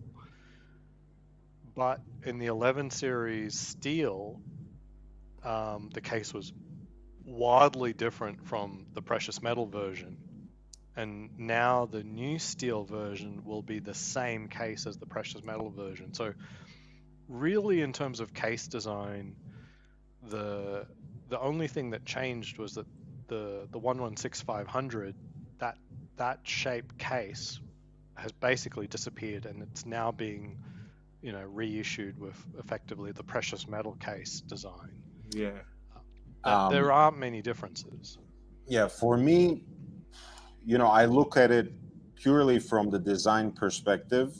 Um, I actually appreciate it because to me, the new generation of the Daytona, which, it's not a coincidence that they renewed the entire line on the 60th anniversary and the 35th anniversary of the first South Winding version. It has all these cues from both of those, right? The earlier 4-digit Daytonas, hand wound, that actually did have bezel inserts rather than bezels, which the ceramic ones were like, just as both of you pointed out. So I like that bezel ring in matching metal, that in which the ceramic bezel sits.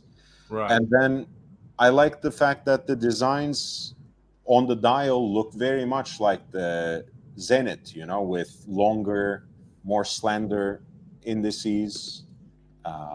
Straight I made a indices. little video about this. Straight cut. Yeah. I'm not really happy with many of the dial changes.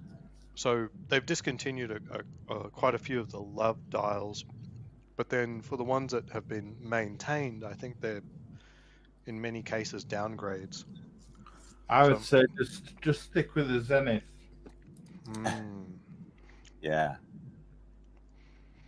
A384.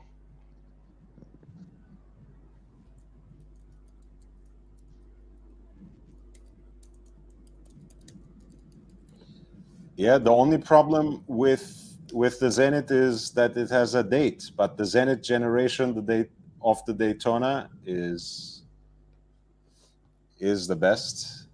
I agree with that. 16520 is my favorite, but that's a beautiful watch too. Yeah, huge Zenith fan myself. How do you feel about the Chrono Sport? The Chronomaster Sport. Mm-hmm. I like it. I really like it. I like that 100th of a second function. I prefer it to the Daytona, to be honest with you. Oh yeah. Yeah.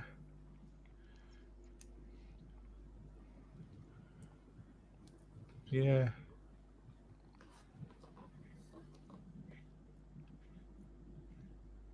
Yeah, I'm trying to think. Like I saw it in person because my AD doesn't carry Zenith, so I saw it on someone's wrist, and I don't know. I don't know. I really liked Zenith, the El Primeros of different colors on the subdials, and then when they came out with the Chronomaster Sport, it um, really felt a little too close to the Daytona. I don't know. Yeah, absolutely. Yeah, definitely taking design cues from the Daytona, but I mean, Yeah, yeah. honestly, with the Zenit El Primero range, I like what Thomas has more than the Chronomaster Sport, because the Yeah, Chronomaster Sport, they also have versions where that kind of tricolor treatment is carried over to the bezel with the boutique edition. It's just too much for me, too colorful. Um, I don't know. It's not for me. But the old school, more vintage oriented, cushion cased versions, I like them better. This is too much for me. yeah, the tricolor dial. Yeah.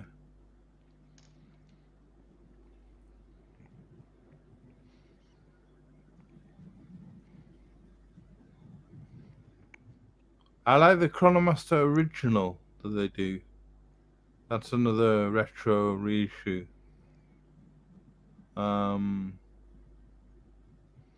Yeah, that's better. No, That's no, better. that they do one with a reverse panda dial. The Chronomaster original with the reverse panda. There's something very, I don't know. There's something very modern about the font. I don't enjoy. I'm not craving cursive or something like that on the Chronomaster Sport, but I There, you're just hovering over it now. That one. I still like the Chronomaster Revival a little more. mm, But yeah, this is better. This is more handsome to me, at least.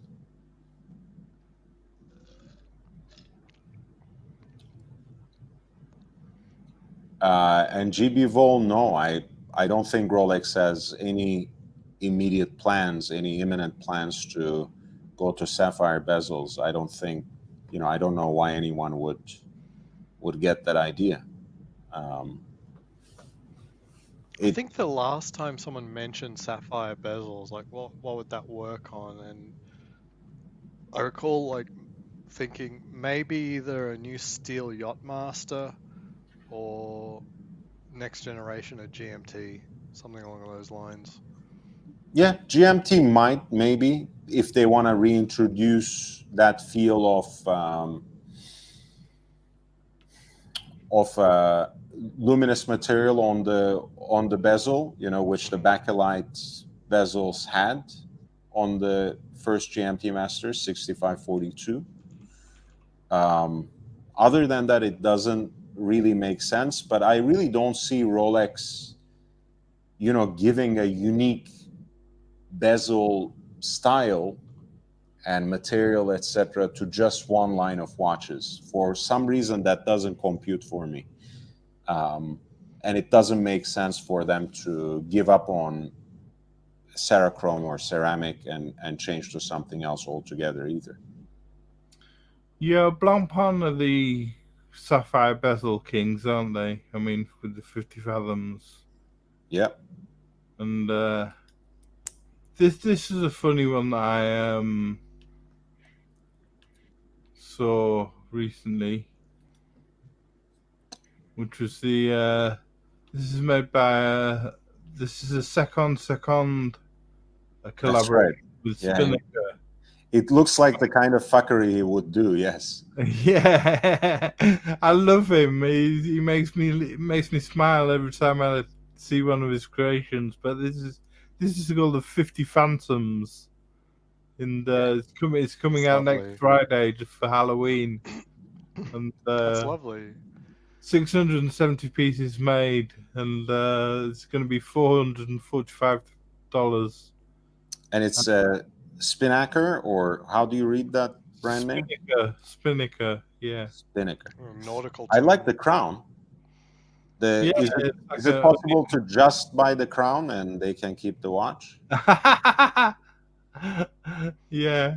It Man, just made me smile though, Does it seeing. move at all? Is it like a Mr. Jones? No, it's just 50 phantoms on the dial rather than 50 fathoms. I don't know. I hate cathedral hands so much, even that would have been enough for a deal breaker for me. Me too. I just thought it was a funny one. I'd rather have it than the Swatch Pain, though. To be honest with you. Oh yeah, the thrifty fathoms is not my. Yeah, that's not my jam How's either. that going? I've been out of the game, and there's a Blancpain shop that I walk past at Caesars, and they have the case there with the swatch panes, and I don't know if they're selling them. So I can't. Are they hits? Is it a miss? I think it's just like the Moonswatch in the sense that they have them on display in the boutiques, but Blancpain boutique is a much more rare thing than an Omega boutique, so they don't sell them.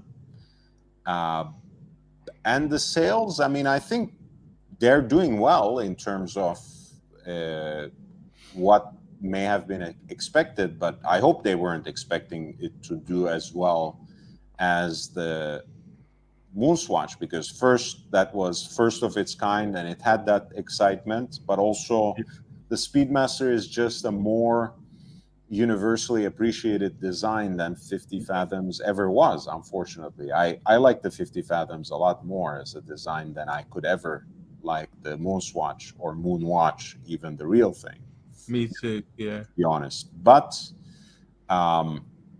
look, for me, it all seems very short-sighted. Oz. They might come up with all sorts of numbers. Thank you, Whiskey Reaper, by the way. I see you. I see you. Um, they might sell all sorts of units. They might move them, but I think overall, no one can convince me. If I know the slightest bit about marketing, no one can convince me this is actually good for the long-term fate of these brands. I mean, you cannot sell plastic watches and plastic watches of those brands and then expect to save them. I know the whole Swatch model was precisely that, right? They did sell plastic watches and resurrected the entire horological industry. I think in this case, they're just breaking apart the legacy that they have. The messaging is completely like it assumes stupidity on the part of the consumer, which perhaps everyone should. But at some level, I feel the collectors community is so much more, so much smarter now, so much more informed that you cannot give me this whole shtick about sustainability, environment, save the oceans, I was just going to and say the sell a irony. The irony. disposable plastic watch. The only thing you can do for me after 6 to 8 years is you will gut the whole watch and put a new movement in. That's the best thing they offered for recyclability for this watch. I don't think they can even do that, can they? That's what they say. I don't think they can, but that's what they say.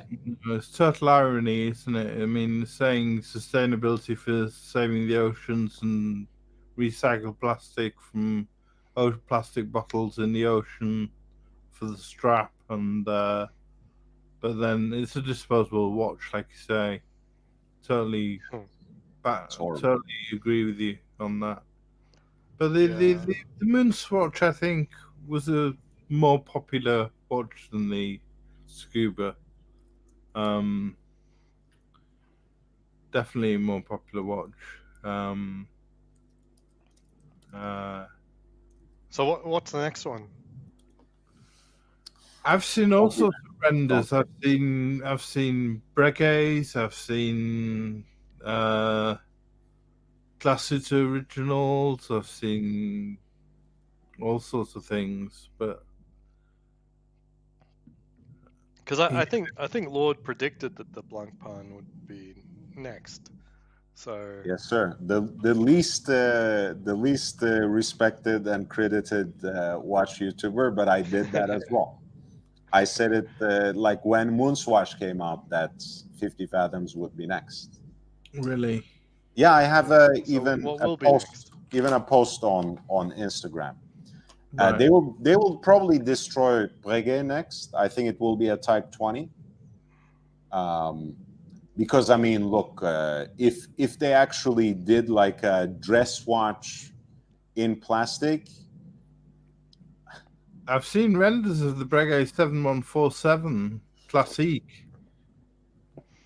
don't get me started on those renders either. I mean, you know, the gray market accounts were already like the bottom of the barrel in terms of quality content, but they're really scraping it now with those AI generated posts. I mean, it's like really, those are uneducated people who know nothing about watches for the most part, and they're just scraping the bottom of the barrel. Don't even get me started on the renders. I mean, Destroy my romance for the 7147, which is my favorite Breguet. yeah, I mean- what next? I mean, they're gonna make a minute repeater in a plastic case or something. I mean, what next? But no, I think they're honestly, I think Swatch Group is a little smarter than that. I think they will go with something sporty again. Of course, Glashütte Original has a lot of interesting models that they can work on, but I feel that's not necessarily a priority for them. They really go high to low in a way in terms of popularity. I feel like Breguet next, and they could do the Panorama 60s or the. I mean, they've done a diver already, haven't they? In the Blancpain. I couldn't see them. I think they are doing. I think they are doing the Type 20. They just re-energized the line. They are clearly not selling enough, not at that price point. You know, that's almost 20,000 out of the door. So they will try to see how that works. They will release plastic Type 20s and expect people to spend 20,000 on a real one. Yeah, they're a lot of money, aren't they? Yeah. So, sorry, gentlemen, I have to go. I'm way beyond my bedtime. Oh, great to chat with you, my friend. It was great. Thank you for coming on. It was very enjoyable. Likewise, See man. you guys. So nice to see you again. Take care. Thomas, Yeah, so tell me more. So are you planning to sell a lot of the vintage stuff that you have to get Explorer 2? It's a final decision. That's what you're going to go with? It all started with hopefully getting a Breguet 7147. The idea of that. And then the white Grand Four enamel dial with the sub-seconds at 5 o'clock, and getting one of those. But yeah, finances are tight, and I mean that's my dream watch. Yeah, it's my end game watch, exit watch. So why not go for something like this after you you know sell some of the vintage pieces that you have? Would that still be too tight? Is it still too much more expensive than an Explorer 2 for you? It's not that much more expensive if I go second hand, or if I sell all of the Omegas. If I manage to sell all of them, I just need to find buyers.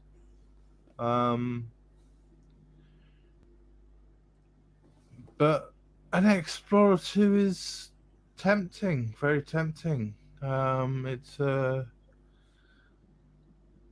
tempting watch to get, and it's. I hate the idea of being a Rolex fanboy, and I don't want to become one.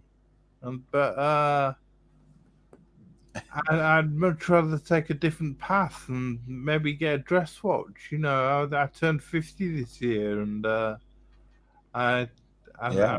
thought it'd be romantic to get a dress watch, and you know, and But I mean, it is like you implied, it is very tempting because the thing about just the average Rolex piece that most of us have in the collection, a lot of us have a couple, a few, or even more, is because they're all rounders. They can be worn for most occasions that today's dress codes dictate, as much as they even exist. Um, it's it's just like you said. It's very tempting to go to the beaten path or through the beaten path. You know where it leads. You know what kind of pleasure you will get from that particular trek. You won't be hit by something unexpected. You are not going to be abducted. You are not going to sprain your ankle because you were trying to go off the beaten path a little bit. You know what you're getting. You know what you're getting yourself into. It's a safe bet. On the other hand, um, as a big fan of Breguet as a brand myself, I would love to get, for the next piece, I might well end up getting like a 3130 or 3137, which is right. that classic design that Daniel Roth adapted from the number 5 pocket watch of Abraham Louis Breguet. Um, it's that asymmetric dial. You Oh can have wow, it in white gold, beautiful. yellow gold. Moon phase, power reserve. Yeah. It's a Oh fantastic looking piece. And the 3137 is actually exhibition case back with an engraved movement. yeah, that's beautiful, isn't it? It's a fantastic piece. How much are they going for? I think you can find one for around 15K. Right. Wow. This is a little more expensive, but yeah, in yellow gold especially. Yeah. Oh, that'd be stunning. I mean, Brega is my favorite brand at the moment. They're just the classic range and the tradition range. Traditions are way out of my league, but the classic range I just love. Yeah, I love them both too, Thomas. I mean, I love Type 20, not necessarily the recent generation, but Yeah, really, I even love the Marine. the But Marine, the previous model of the Marine with the gear shade dial in the center. mhm. The silver dial, gorgeous. I don't like the modern Marines, with the wave dials, the blue and the. I think I'm trying to think what other color they do. A blue and a black, maybe is it? But the Brega Marine with the gear shade, I can't think of the reference number at the moment. But it's absolutely fantastic watch. It's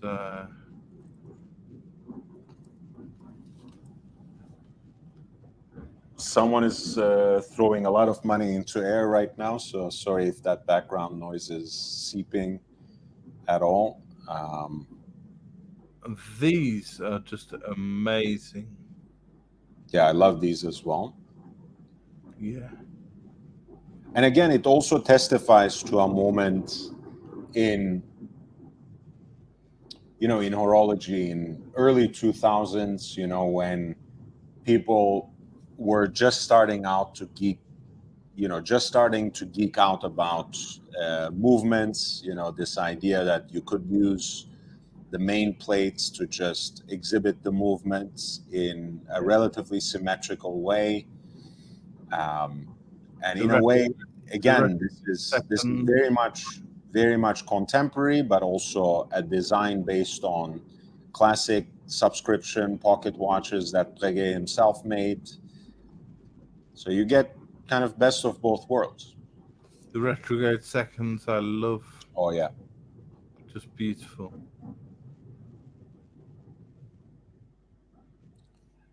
And of course, one of the beautiful things you get with Breguet is you have a case band, fully fluted, teardrop lugs. So if Yeah. you like those cues of classic design, you'll never be disappointed.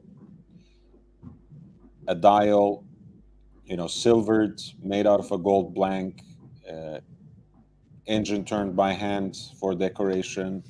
I mean, that's what they're masters of, aren't they, Breguet? They're masters of engine turning. I mean, they really are. I mean, a lot of the classic watches are engine turned, and Breguet really are one of the people that pioneered the engine turning, I think. Yeah, I mean, in terms of engine turning was, of course, always quite popular as a decorating art, but I think before Abraham Louis Breguet, it wasn't used very widely on watch dials. People would use it to decorate watch cases, Yeah. but he was kind of on the vanguard in popularizing it on the dials after a while. Yeah, stunning. My God, I hate fireworks. Um, I've also been getting interested in a lot of independent watches recently. I yeah, went tell me more. to a watch show in Ireland and Okay. saw a lot of different independent watches. Which Um, brands? um, I'll share my screen.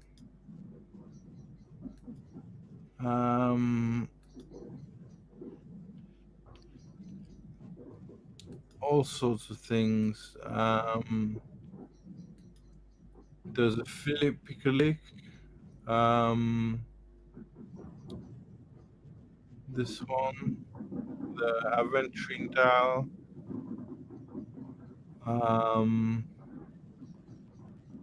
Oh yeah, this he's great. This is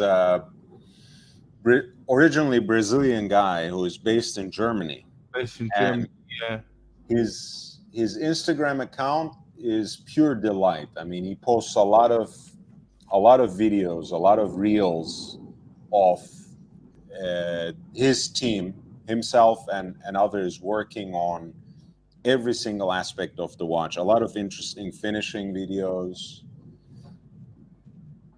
Very good. yeah. Ophion, which were use a Voutilanen case, which are very reasonably priced, about Yeah. £4,000. There's a Singer, reimagined, which was quite expensive using a national Agograph movement. Yes. Um, a James Lamb, which I'd never heard of. Used the laser etch style, but using a Sleater, high grade Sleater movement, and a silvered case as well. So it's a silver case It's a 9935, I think it is. Silver.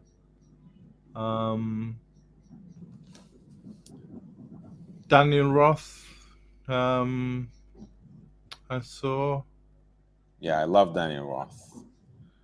Yeah, lovely with a double elliptical case.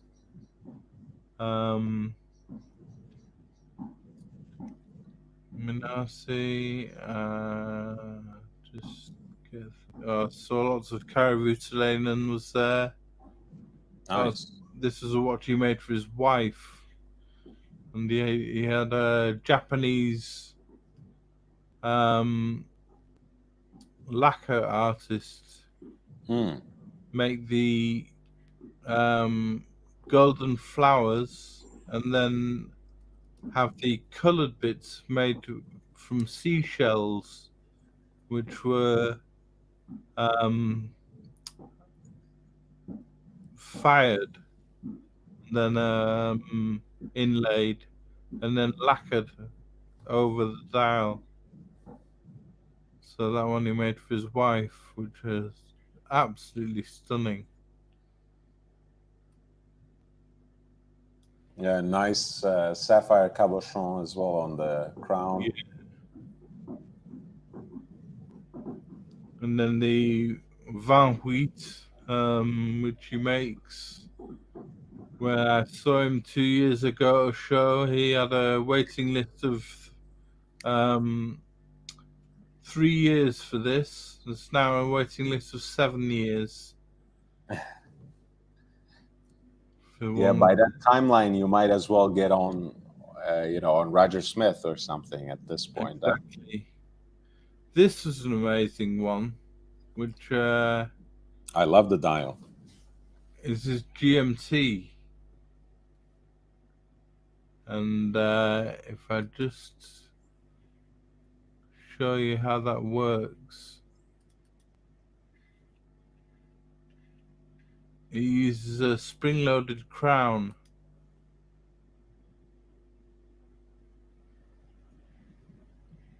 Yeah, that subdial is actually rotating, so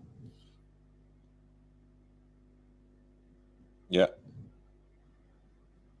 He has a similar technology that he used for the new cushion-shaped case world timer, where everything is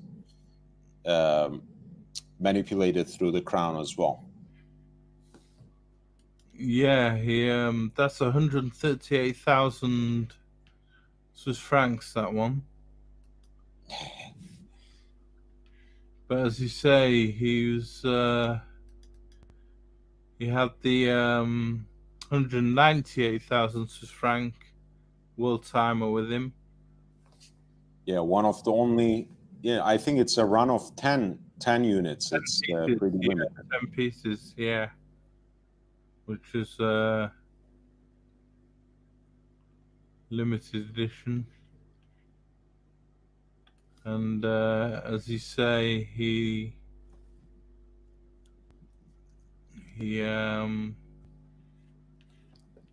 again uses the spring-loaded crown to advance the city ring. Yep.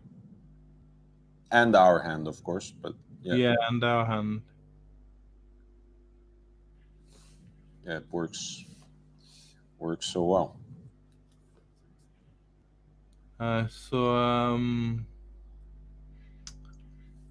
Yeah, he was wearing that himself. Very cool. Looks really nice on his wrist. I love cushion shaped stuff. Recently, like when I was at that Longines event last weekend, I got to try the new Pilot Majetic, the Czechoslovakian watch that they reissued recently. Right. It wears so well, and it's it's a decently priced watch. It's right under 4K. It's really beautiful piece. piece. Yeah, I bumped into Simon Brest as well, and saw his amazing chronometer artisan, Hmm. which is a GPHG nominee. I think this will win the grand prize, or hopefully.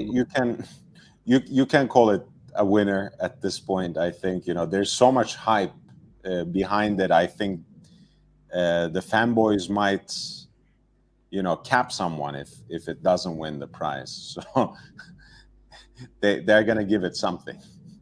Yeah, with the black polished barrels, and he's such a young guy as well. As such a young man. He's Yeah, it's a beautiful looking watch. really is. Bumped into Andrea Strella as well, Ah, and he was showing his new Cerner watch, which is named after the town in Switzerland where he operates. This is his new Cerner brand, which is his Strela brand, sorry. But this watch is called Cerner, named after the town that he operates from. 20,000 euros. Beautiful watch. And he's had the movement made just for this one. well, I mean that's his specialty, right? Strehler really made his name in designing movements to, for just about anyone. I mean, from Maurice Lacroix to Moser Well, to the MBF, yeah, to Gronfeld, to all sorts of people. I mean, he showed me some of his other ones, which were the Papillon d'Or,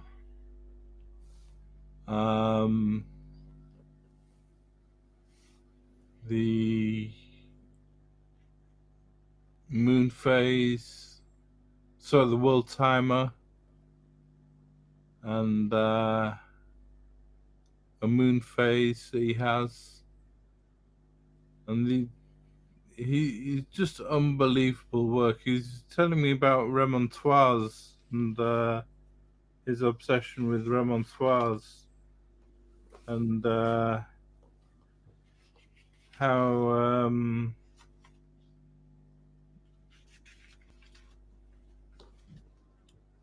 he's transfixed with the Remontoise mechanism and said it's a application of mechanical solutions.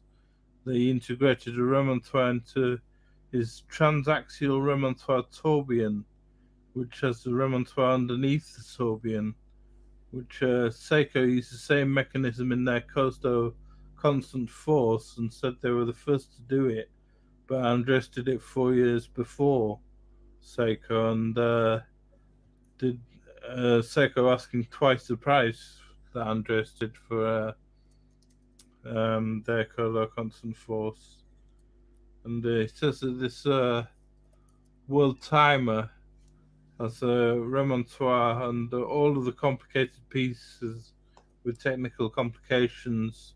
It prefers to put a remontoire behind them because they maintain the same power of the escapement independently of the power consumption of the complication.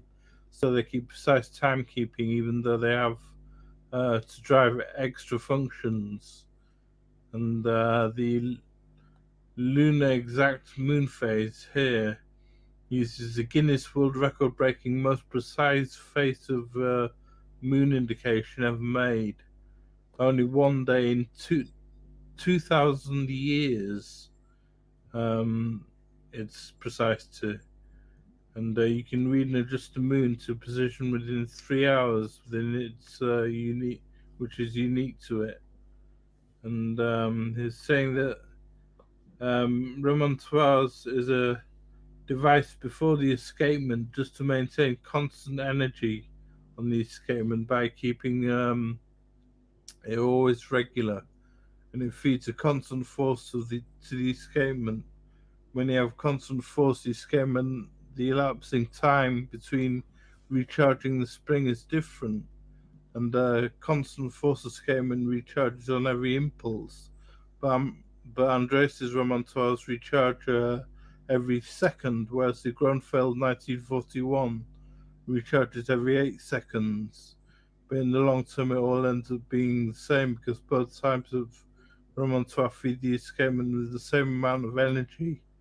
And he prefers the Remontoir to fusee and chain mechanism because that only compensates the theoretical error of the spring, he says.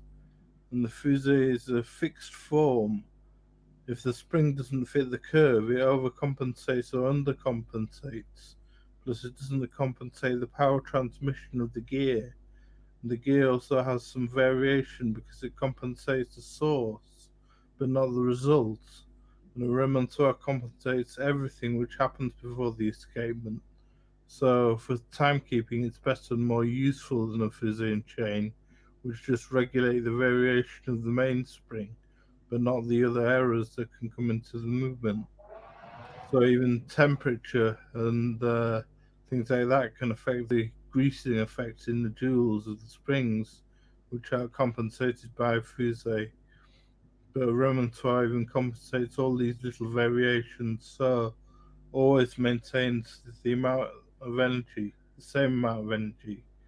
And he said it's a bit like philosophy, but he can always prove that it works. Um, it's he's very obsessed with remontoirs. He puts them in all his watches. It's uh, it's quite interesting to hear him talk about that.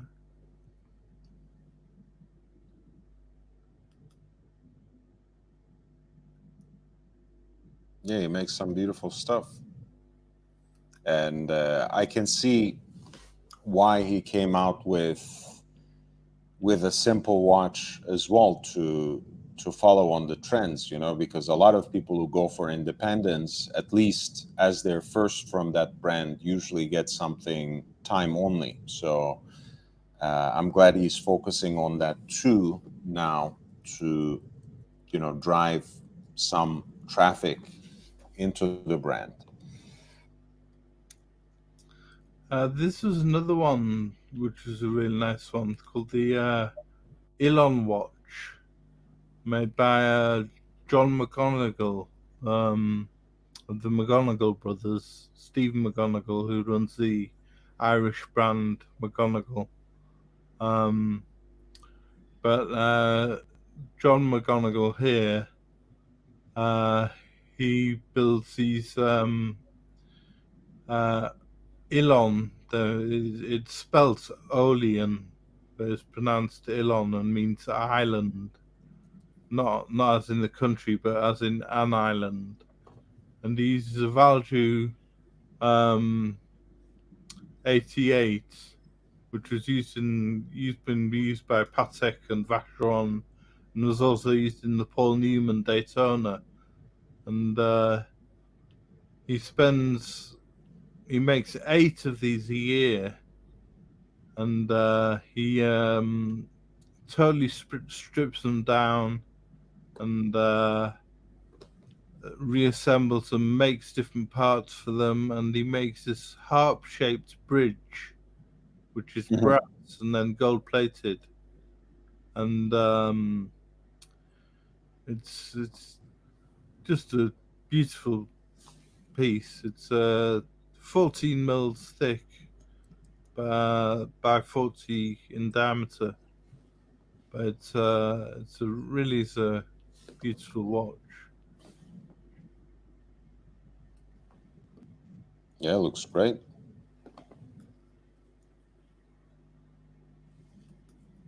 I thought it was Valjoux 72 that was used in those watches.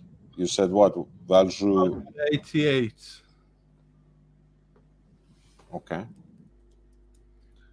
Yeah, and then there's Paul Gerber, who has made this. He was making. He's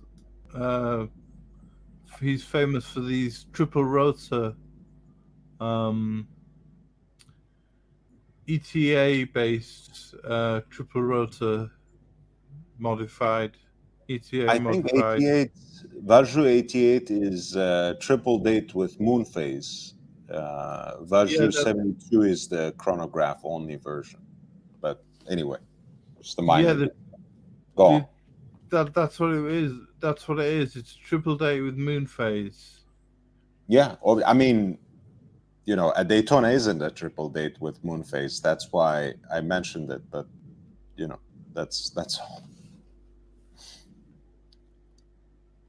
Yeah, the 88. So it's got the moon phase at the bottom there, and then this is a triple date with a pointer date hand.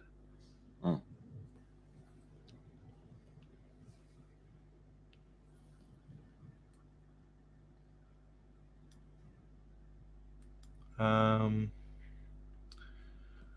Yeah, so I went to Ireland and got obsessed with independent watchmaking. So, as I say, Paul Gerber with his triple rotor Mhm.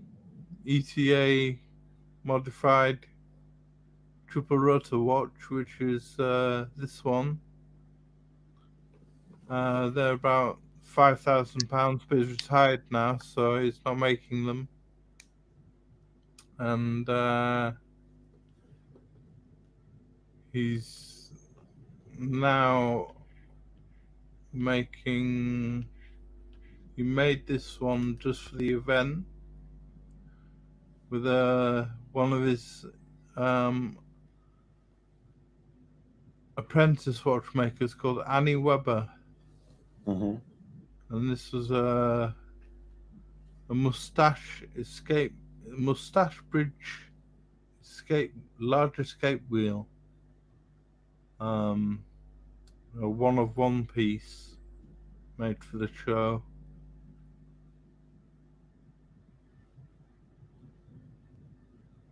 And there's Paul Gerber and his wife holding the watches.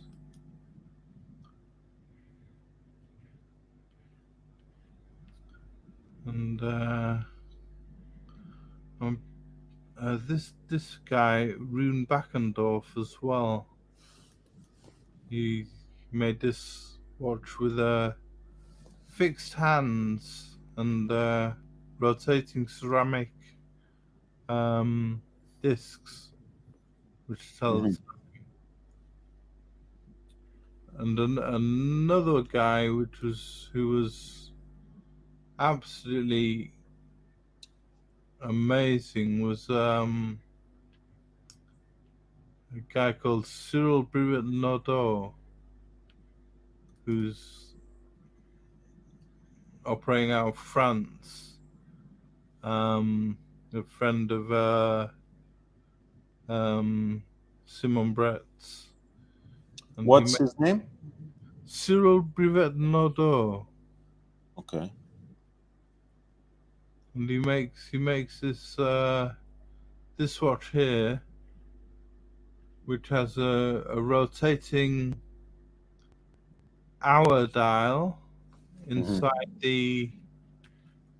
This is the hour hand pointing to the hour, which moves around, and it rotates around a minute track.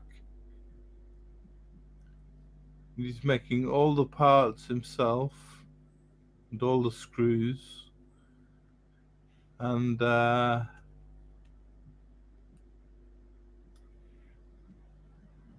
that's the back of it. But it's crownless, and it's wound and adjusted with a key.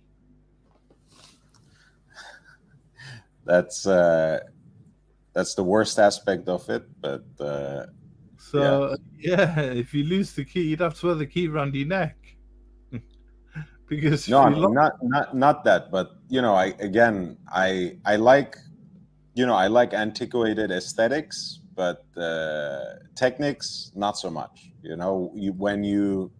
When you make something from scratch in the 21st century to be worn on the wrist, I mean, design a proper backwinder. What is this nonsense? That's just it's just an inefficient design. I mean, I give the same shit about big brands that make watches like Richard Mille's world record breaking thin watch, right? There's yeah, no winder on it. You Ferrari have to one. wind it with a key. I Yeah, think that's BS. I think that's a cop out. You have to, especially when you have the resources of Richard Mille, you have to do something a little better than that. Here, same difference. I think if you're making this kind of wondrous watch, um, and want it to appeal to more than one or two weirdos, make it properly. Either give it a nice crown or design a backwinding system that operates without a key, because we don't live in the 18th century anymore, yeah, yeah. right? He was very eccentric. He reminded me of someone like a young Breguet, a young Louis Abraham Breguet. Yeah, I mean, so his shtick worked, but to me, it's just a hipster who Yeah, pretends that he has very original ideas, but it's actually, it's bullshit. I mean, come on. yeah, yeah. I guess. Look, they had backwinding watches to eliminate crowns in the 80s already. I'm sure if he tried harder rather than just wanting to show off, he could have come up with a better design now. So this this doesn't cut the mustard for me, with all due respect. Yeah, and that was nice. Sven Anderson date discreets, which had the Ah, dates just on the side of the case. I like that.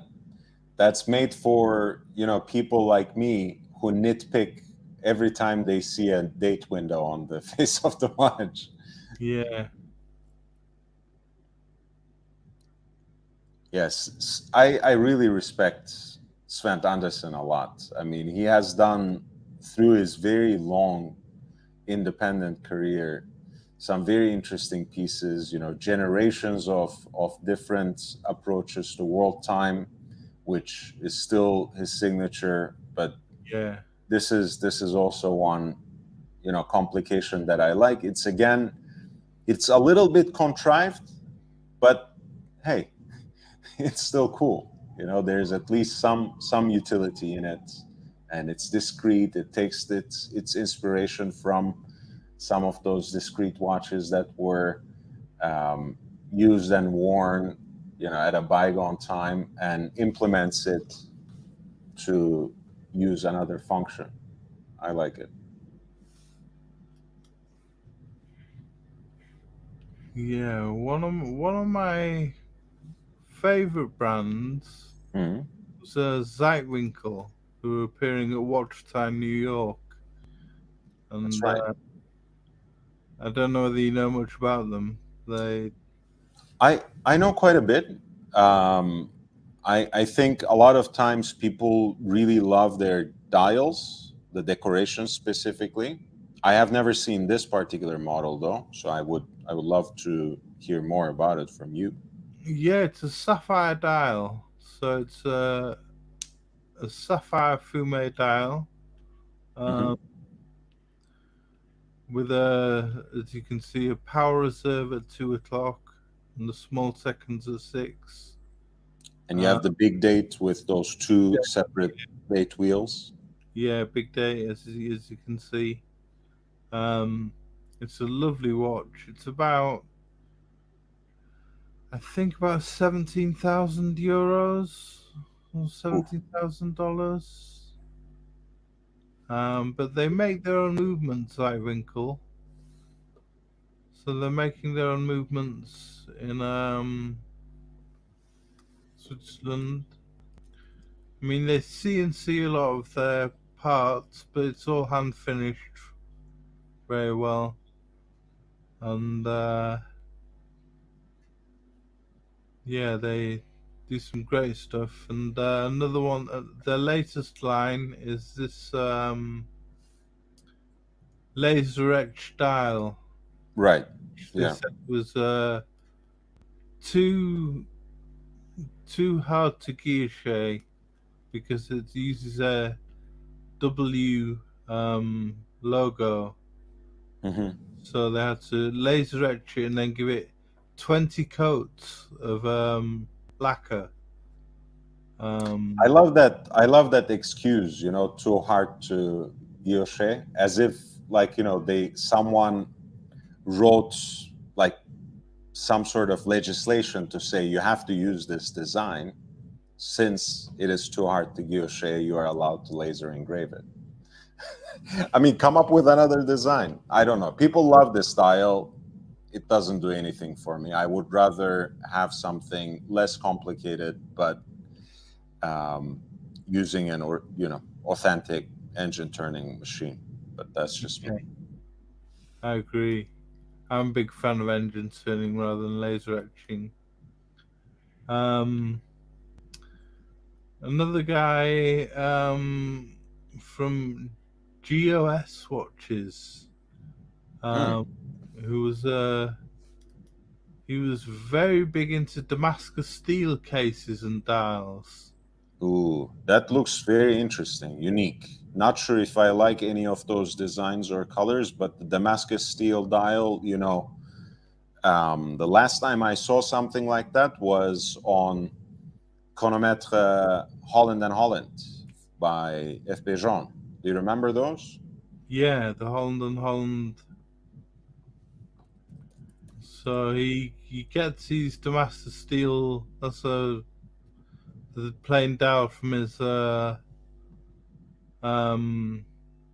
he receives, and then he blues it, and he can color it, and he finishes it, and then that's one of the kind of watches that dial would end up in. But it's also a Damascus steel case. I like that. So he uses a knife maker to engrave the Supply case. to engrave the case. To Okay. engrave the case, yeah.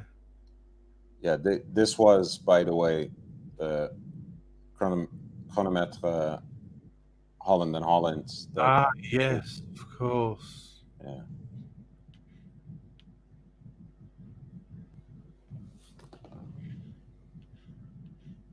Yeah, this guy was made really interesting ones. These ones had the pink one here had the silver dial.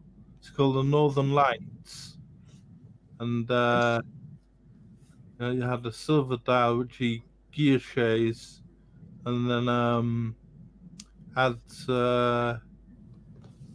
what was it? Micro.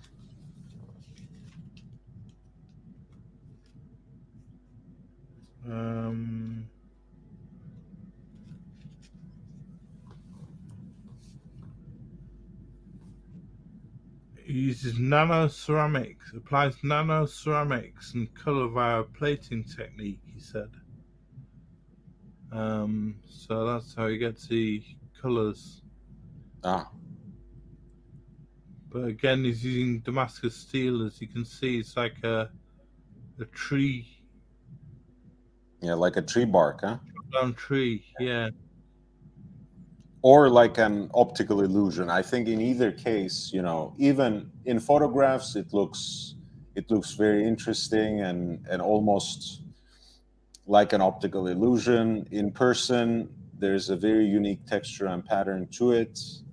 Um, the another similar alloy that I have seen was on Konstantin Chaikin's watch for the Only Watch, the Stargazer, Okay. that had the Bulat steel, which was very unique, even though it's at first blush kind of resembles Damascus steel. But I like these kinds of experiments with different types of material. It was right here at the Only Watch preview.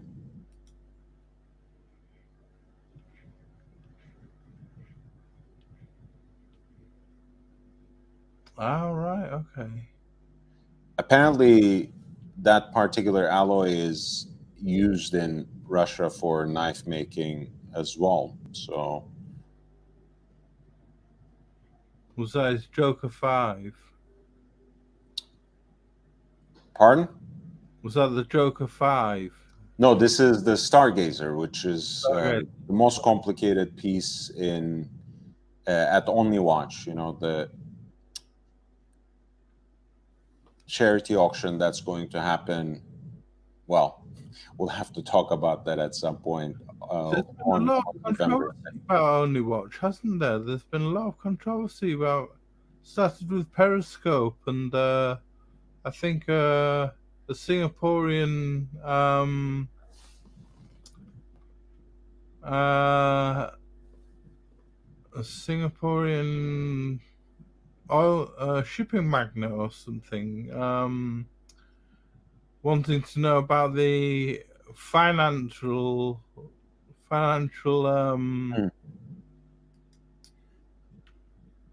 background behind Yeah, they want to hear more information about how the money that was raised was spent. Let's see what comes out of it. But in the meantime, apparently AP pulled their watch back. they pulled a watch from the AP, and I think Richard Mille have also pulled a watch, although it's still on the website. Yeah, I mean, Richard Mills already looked a little too contrived anyways, and it wasn't part of the preview. I don't think anyone has seen it. It was a concept. I'm sure they couldn't even make it in time anyway, so maybe it was nice to virtue signal to say like, oh, we're not participating actually. Watch on a necklace chain, wasn't it? Yeah, it wasn't part of the preview in Los Angeles. I don't know if it made it to New York or Monaco for that matter, but it wasn't part of it. Debatoon called them out, didn't they? And Debatoon called them out on Instagram, saying that they had suspicions about them. And the thing is that the Only Watch actually own a large percentage of the pharmaceutical company that they donate some of the money to do the research into the condition that they're researching. Look, ultimately, I think there's a need for transparency when it comes to these things. That's why when I did anything that's connected to fundraising, of course, I could have chosen another kind of charity that's maybe a little more niche with less overhead, etc. People make all sorts of arguments about that, but UNICEF is UNICEF, right? I know where they put their money. I know I can largely trust them, and I did the donations live, with the documentation, and it's where the money goes, where it comes out, and at the end of the day, since Google takes 30%, that ends up being my part, and it's a perfect little thing that we can do, just a dozen people usually, or 2 dozens, and that's it. And of course, that's much easier to work out in terms of logistics. I understand it's a little harder when it's millions of dollars that we're talking about. But yeah, I think they can be a little more transparent, both for people who buy watches there, for brands that submit watches there. I I mean, what's the worst thing that can come out of that, right? If they show all the documents, not only where not only how it is connected to certain charities, which they explained. They explained that the money that goes there that benefits the company doesn't necessarily benefit the stakeholders who are, at any rate, families of children who are afflicted by this, vicious disease. They said that those shares are not to be bought and sold, etc. So those are all good first steps, right? I'm glad they came out and at least explained some of the background. Maybe they need to go one step further and be a little more transparent. I don't think there can be anything wrong with that, right? I just think that if a cure was to be found, the it would be sold to the pharmaceutical company, another pharmaceutical company, and the pharmaceutical company that they have shares in would be worth tens or hundreds of millions of dollars, and they would then be benefiting personally from that via their company. Do you think it'd be better if for Only Watch they had a rethink and they enabled the watchmakers to donate to charities of their choice?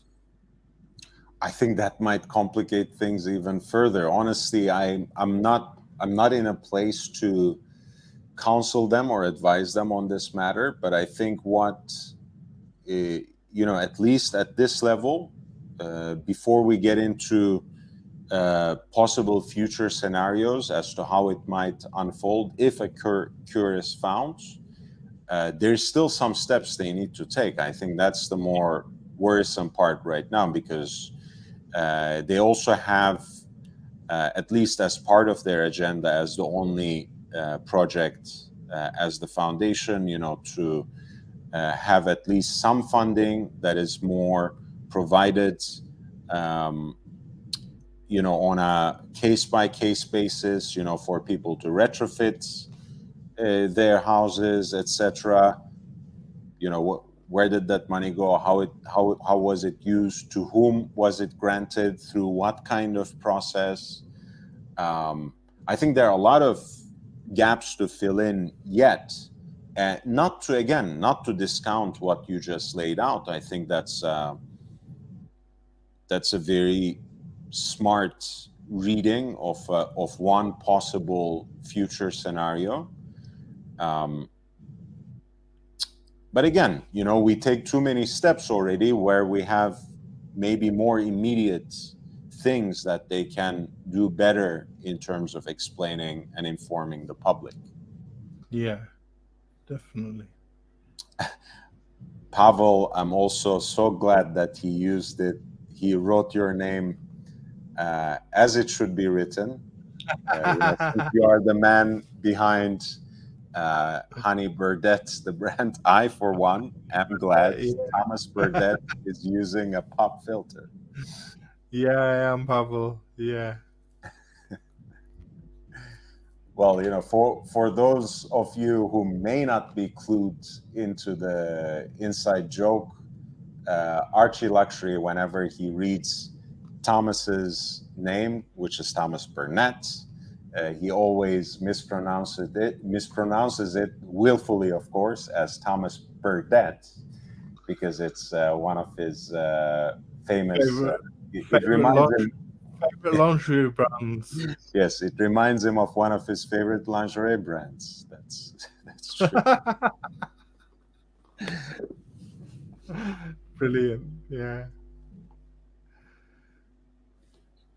So, what did you have any other watch talk you wanted to? Oh yeah, I always have Yeah. have things in the back burner. But I was earlier talking about my my new craving for a cushion cased piece, and Ah, I love this when it was released already, but I actually had a chance to try it on the wrist at that event. It's really beautiful, right. really a nice piece. I think I remember this coming out and not being too much of a fan of it, just because of Mhm. I think because of the bezel. Yeah, the design of the bezel or like the internal arrow, which part of it you did you Just not like? the outer design of the bezel, the sort of Mhm. fluting on it, the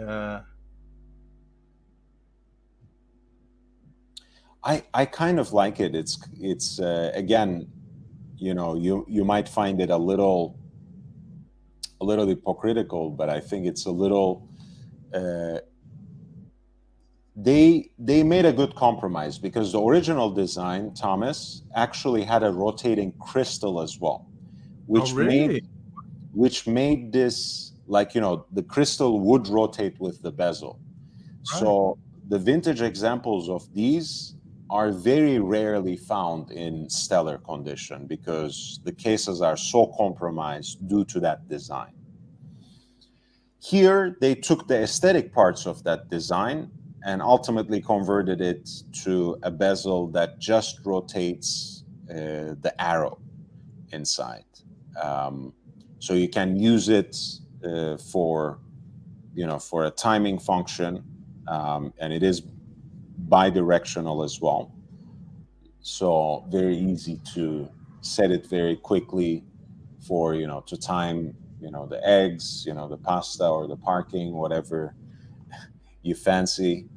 Um, and I really like it. I like it on the band. I like it on the NATO strap or the canvas strap that they Oh, it's lovely on the NATO, isn't it? Lovely on that. yeah. Yeah. But I do understand it's a very distinct uh, design, and the fluting is not really a fine fluting. It almost resembles the kind of fluting that you find on the crown, right? Is it a 1940s design? Yes. Yeah. Yeah, I really loved how it sits on the wrist. Not sure if I would necessarily pick one up, but there's a strong argument for it. The other watch that I like, and it is a similar genre when you think of it, because field watches and pilot watches, in terms of how they privilege legibility and how they achieve that legibility, are very similar genres. I also like this Oh, uh, the edition one of Lang, the 1943, Monaco line. and it's a great cross between something new and something old, so to speak. It was Rüdiger Lang's last project before he passed away. Right. Um, we're talking about the guy who founded Chrono Swiss and who pioneered a lot of things in modern watch design. I think Longines have got an amazing heritage catalogue, though, haven't they? They've with Amazing.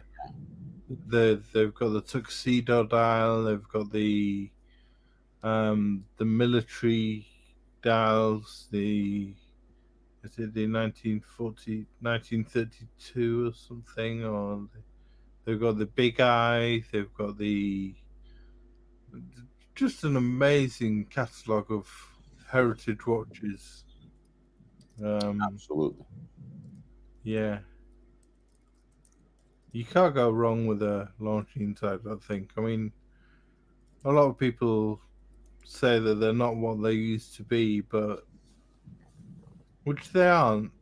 But But Well, you know what they say about nostalgia, right? It's not what it used to be. So yeah, yeah, there's no end to that discussion. But I think part of Longines' appeal is the fact that they have such a strong heritage, that they actually do use it at least as an inspiration for designing some of their more recent catalog.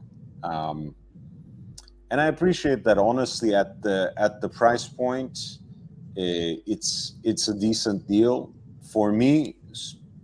When I look at retail, it is actually my favorite Swatch Group brand, honestly. On the right. secondary market, I would much rather go with Breguet, which, relatively speaking, provides a great deal, compared to the retail pricing. Yeah, Um, but when I look at the prices, out of an authorized dealer, etc., I think Longines is the best deal. But yeah, I was saying the edition one I really like, because there are a few.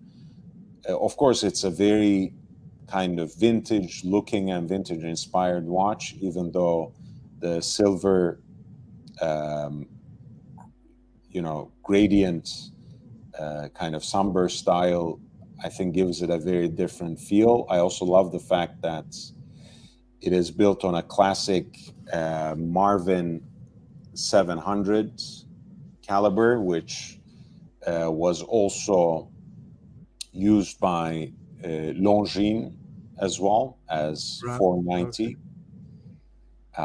Classic hand wound, time only, and it's nicely finished.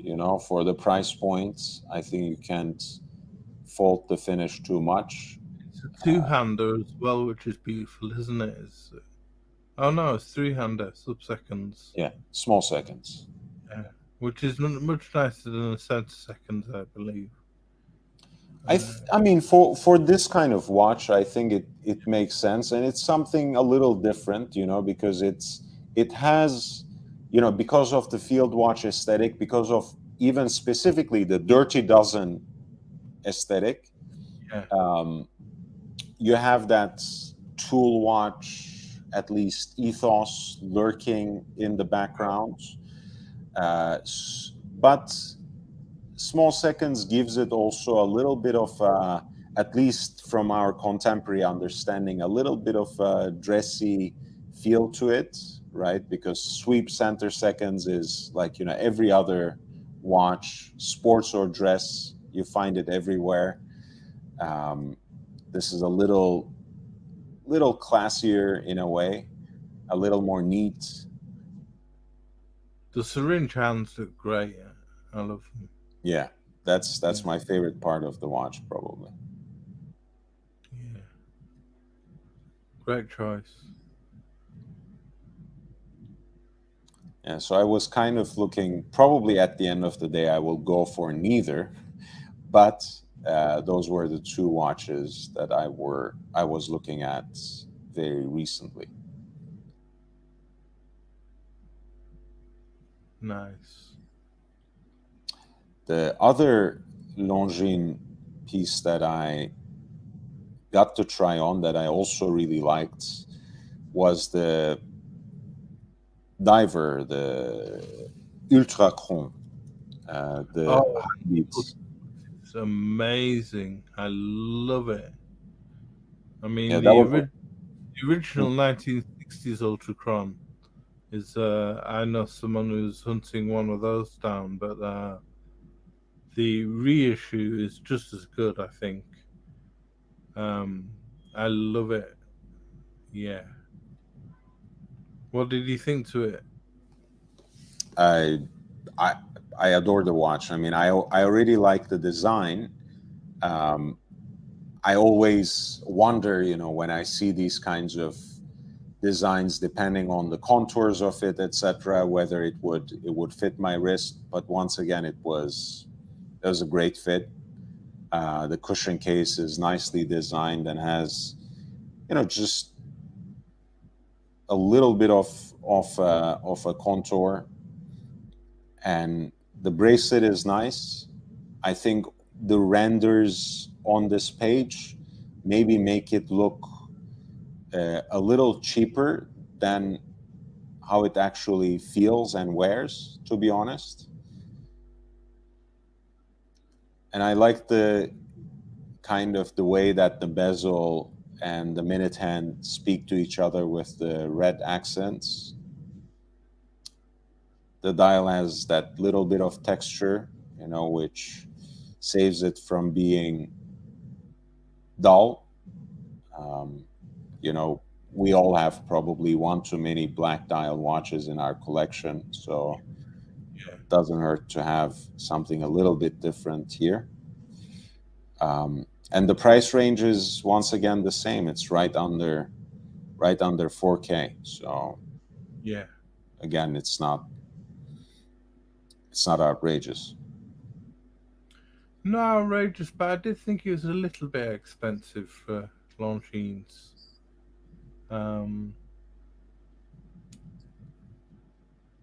Yeah, 3,600 for 3,600, that's not too the bad. bracelet version. Yeah. But a lovely watch. Beautiful. Has to be on the bracelet as well, I think. I think so. I mean, at the end of the day, you can always, pop it out and put it on a NATO, which I think is a cool look as well. But you're right. The bracelet gives, really brings out that vintage, inspiration of the watch for sure.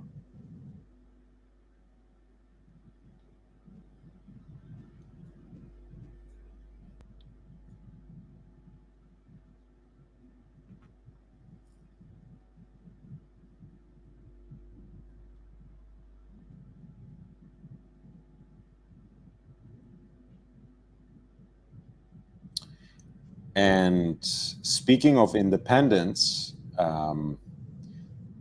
I was invited to Rostovsky Watches a couple of days ago when they were hosting Romain Gauthier. Oh, really? Wow. And, the watches were great, of course, but the man was even better. Because really, when it comes down to it, there are a few moving parts, especially when it comes to independent watchmakers. Of course, a lot of people cherish independence for the originality of their designs and how they implement some of the crazier ideas, perhaps more uniquely in their catalog. People also love the personal relationship they can cultivate with the owners, representatives of the brand, and even the actual watchmakers. But I've never had someone who speak to all these different aspects of the manufacture, the engineering, the design, how it all comes together, in a way that was so engaging, so eloquent. He's also so relatable as well. You would ask him a question, and he answers that, and then really almost reads into your question. That for the two questions that I asked, he ended up answering those questions and two questions I was thinking of asking as a follow-up, right? And maybe another question that to which I liked the answer, but I didn't even imagine asking. So very smart guy as well. Very approachable, and the watches are just fantastic at any rate. I remember the COVID days and the big days of Clubhouse. And he used to do a lot of rooms on Clubhouse, speak in a lot of rooms on Clubhouse. And his insights were just amazing, and it was amazing to listen to him just talk about um, different things. And I say he gave a lot of insight into his watchmaking and the reasons behind it, and why he chose his designs and his movement styles, and it was just fascinating stuff. Speaking of Insight, yeah, this is the Insight micro rotor skillet with the open work movement, carbonium edition, 42 millimeter case. The material itself borrowed from the aerospace industry, used by none other than Airbus. Amazing piece, honestly. I mean, again, you would have saved yourself hundreds of thousands of dollars as well, but I would much rather wear something like this than a Richard Mille, if you want this sort of feel. It was absolutely feather light. Wow. 31.31 grams, the encased movement. Crazy. Probably got about 500 parts in it, has it? Let me see. I think about 400. So you are pretty close. 400 parts, I would imagine. Yeah. Yeah, I think it should be around 400. So you're very close. And of course, the movement is from titanium as well. So you actually preserve that light. Titanium. Wow. Yeah, and about 100 hours of handwork on that. That's amazing. The dial itself is from the same material as the case, carbonium, carbon fiber composite. But for me, I'm a simpler man. It was the Continuum, or C, that was the highlight. This is the platinum on the rubber band. They did have the titanium as well. Yes. Titanium on the bracelets, and the new titanium edition that's coming out, which is mind-blowing, and which we were not even allowed to photograph or really talk about. So I will preserve that, but keep an eye out for edition 5, which has a mind-blowing dial that will knock your socks off. The titanium version with the integrated bracelets was so light. I mean, it was amazing. Like, for a bracelet watch to be finished like that, to be so light, again, titanium movements, titanium dial, titanium bracelets, it was incredible. Yeah, these raised indices that give it a sort of elongated look, sort of angular look. But the pinion is raised as well, so it's deceptive. Yeah, that slight asymmetry to the dial. The small seconds, again, which I really like. How many sporty pieces like this you have that have, like, small seconds, hand wound movements, yet have this sort of contemporary look. It's a nice compromise between tradition and modernity that I really like about this. The movement, of course, is the actual highlights. I haven't posted any of my videos on it yet, but I would like to show. In the platinum versions, it's from white gold. Here in titanium, it is actually a titanium movement with hand engraved detail. And even the design of the movement, that you were talking about earlier, has this inspiration that's thoroughly traditional, with the three-finger bridges, but the way it's executed, um, down to the proprietary screw heads, with that S-shaped design, to the decoration of the bridges. It's something very, very unique, that no one else. Has the look of an Armin Strom from the back.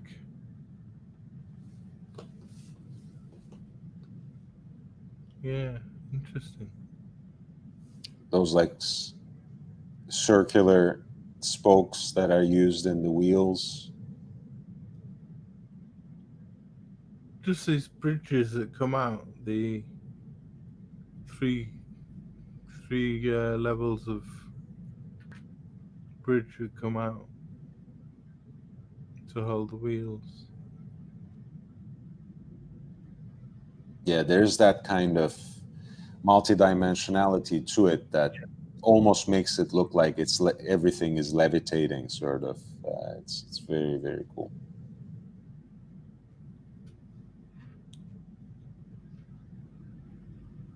And the cases, with all that,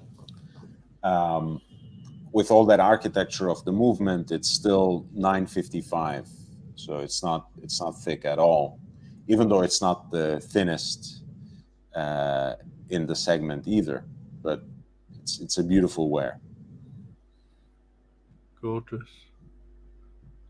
Yeah, it's that asymmetrical look that draws your eye to it, isn't it? And the integrated bracelet as well on the watch is really nice. Yeah, it's a little integrated bracelet that.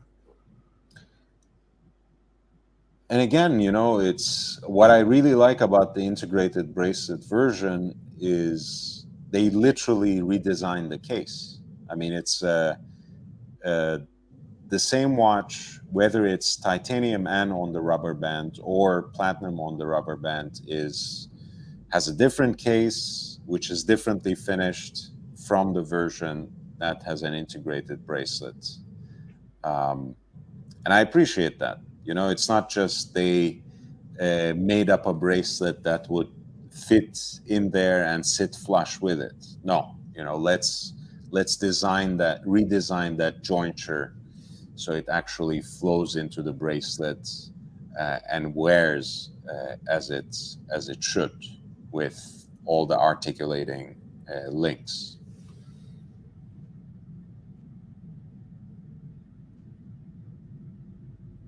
And speaking of drawing your eye, that's even the case with small second subdial here, right? Think of the sunray. Turquoise. Yeah, turquoise they're tapering into the middle. Yeah.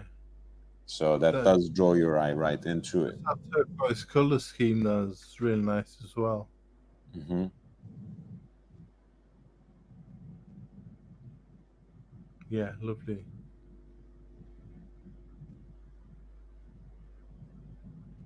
Really unique. And I love that lever du soleil dial, the sunrise dial, so to speak, which is their fancy name for the salmon. It's absolutely beautiful.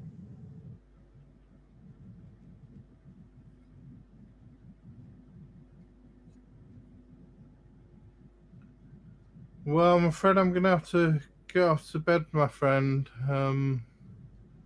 It's been great joining you.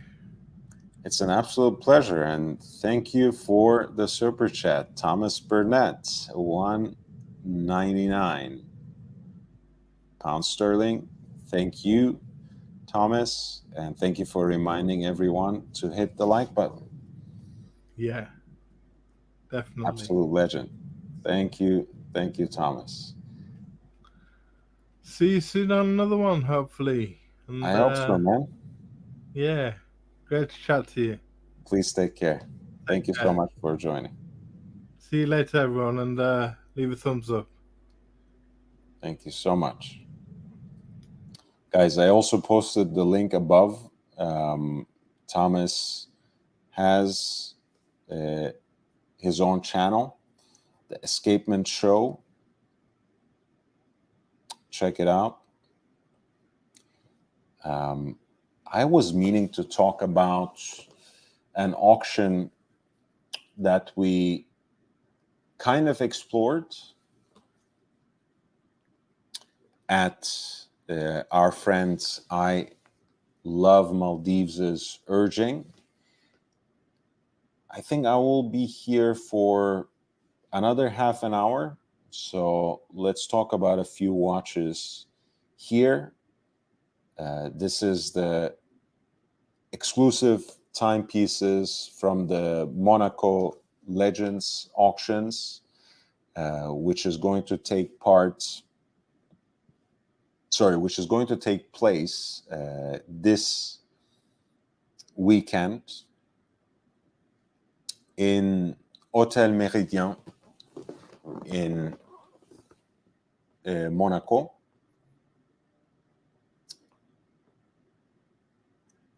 And there are some mind-blowingly rare pieces, some very clean examples of quote-unquote usual suspects, and even some affordable pieces in the selection. So I do urge you to take a quick look.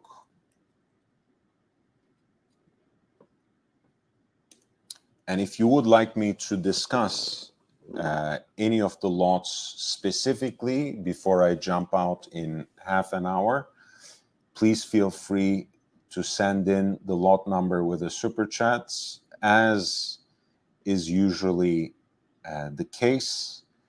I start with the piece that I put in my thumbnail, which in this instance is lot 207. This is an absolutely rare Patek Philippe piece. Very well preserved. Platinum square-shaped case with the pricing to reflect that, with the estimated value that reflects that. I know it's kind of a cop-out, even in its time, but I always loved these floral decorations that surround the round dial as it's accommodated into a square-shaped case. Beautiful oversized crown too, with stunning fluting. And of course, what is really striking about this watch is just the level of preservation in every single detail: case, dial, crown, lugs.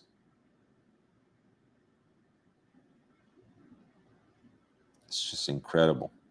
And this is the archival extract.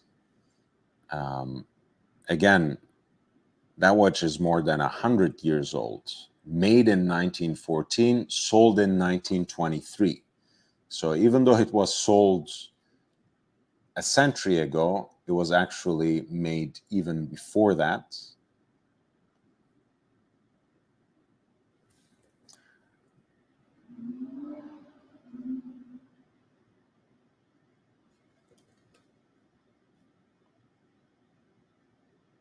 .29 by 29 platinum case.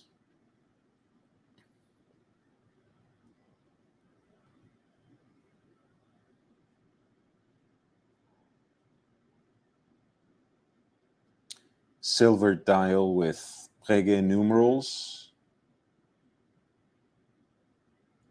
A set of spade hands with that beautiful twisted minute hand, always being a peculiar delight. Heat blued, of course, including the center sweep seconds hand. And again, you have those floral designs that decorates the corners of the square.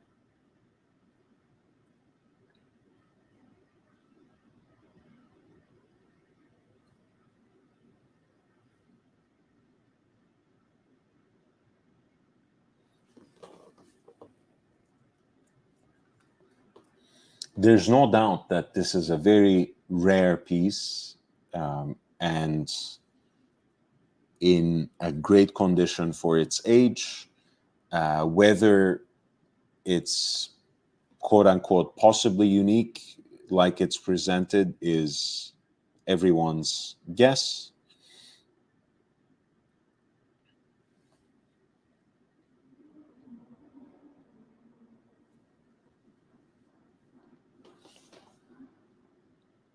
And lot 208, with all these unique attributes,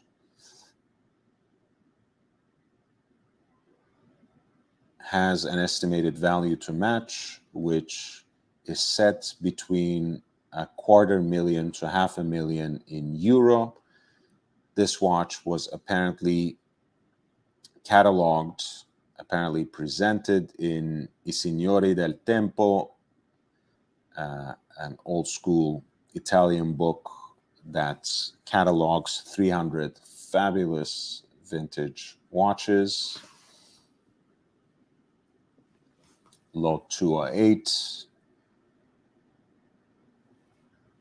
platinum Patek square piece that is more than 100 years old and that has an estimated value in the range between 250,000 to 500,000 euro.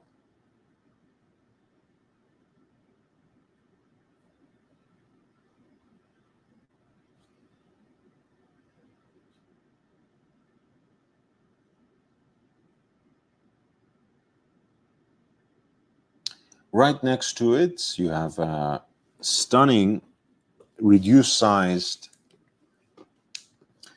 Patek Philippe Nautilus, the 3800, with this 37.5 millimeter case diameter. So a version of the Jumbo proportionally shrunk.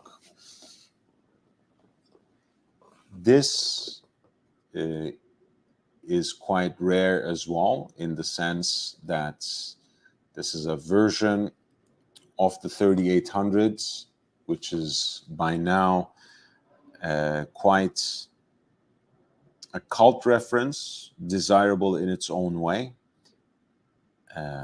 Executed here in platinum. The watch also has a bezel that was set with diamonds in the factory.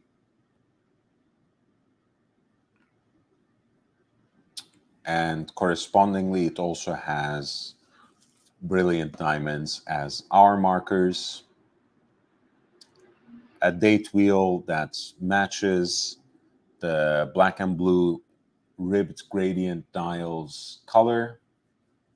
And of course, unlike the Jumbo, this piece has a center sweep seconds hand as well, which is an attribute of reference 3800s.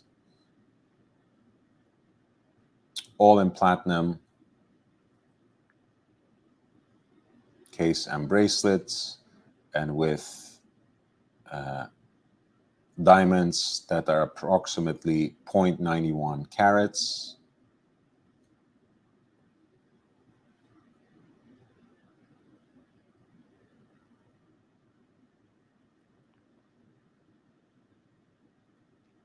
This is the Patek Philippe Nautilus 3800 line 3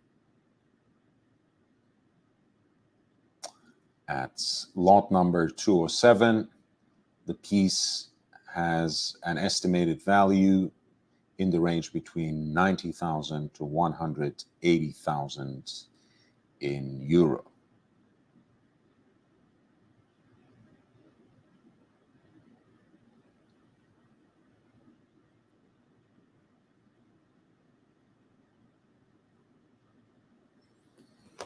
Another one of my favorite references from Patek Philippe. This is a 5101.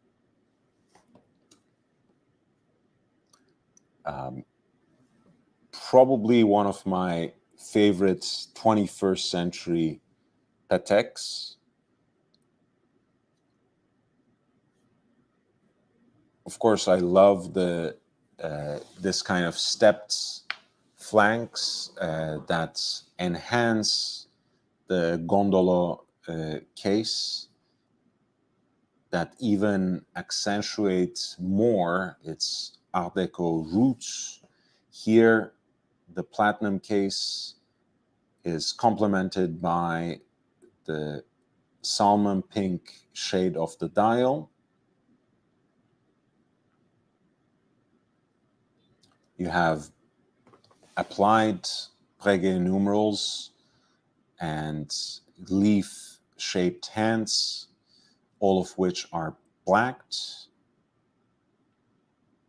And on the dial, you have small seconds and a power reserve that shows up to 10 days of power reserve that the watch has with chronometric precision.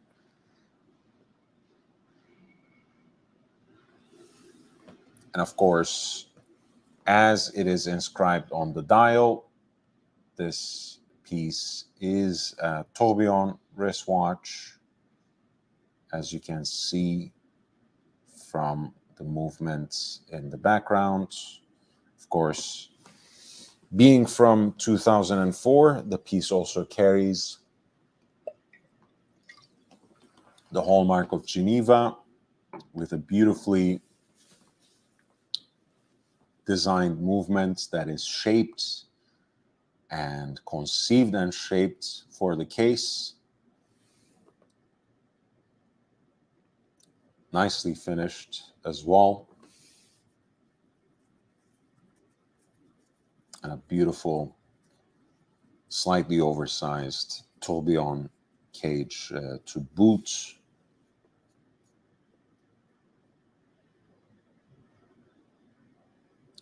Wonderful full set, as you can glimpse from this presentation.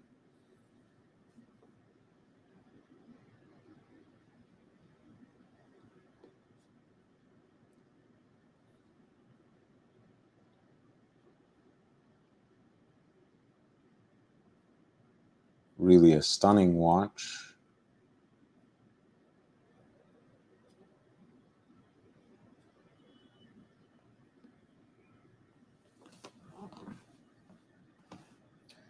Which you're looking at as lot number 204. This is the Patek Philippe reference 5101P. Tourbillon chronometre in the classic gondola case with these beautiful stepped Art Deco inspired flanks, platinum case, salmon dial, 10-day movement, and the tourbillon regulator. All of this makes the current piece a very attractive proposition for a collector of modern Patek Philippe watches who also has a taste for vintage pieces. Lot number 204 has an estimated value in the range between 120,000 to 240,000 in euro. By the way, if you haven't done so already, please hit the like button. That helps immensely for a small channel like this. And if by some chance you bumped into this channel, you came across this live stream, hit the like button and subscribe. I'm here basically every day with a live stream, and you can find a bunch of other contents, other watch related content on the channel as well. Enjoy the ride. I really appreciate you all.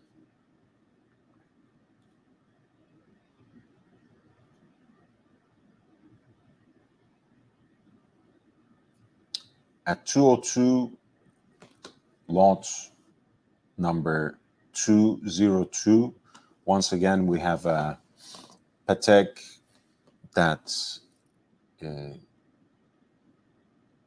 belongs to the modern, or rather neo-vintage, but has, of course, loads of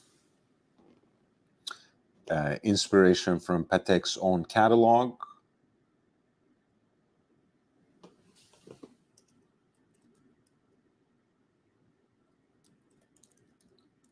And also a unique dial. Patek had a watch art exhibition in 2015 in London.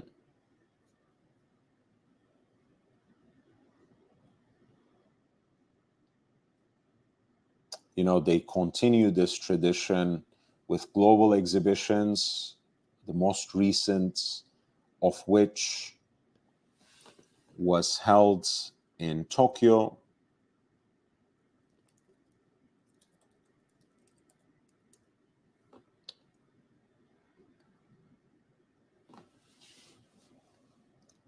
And for the Saatchi exhibition,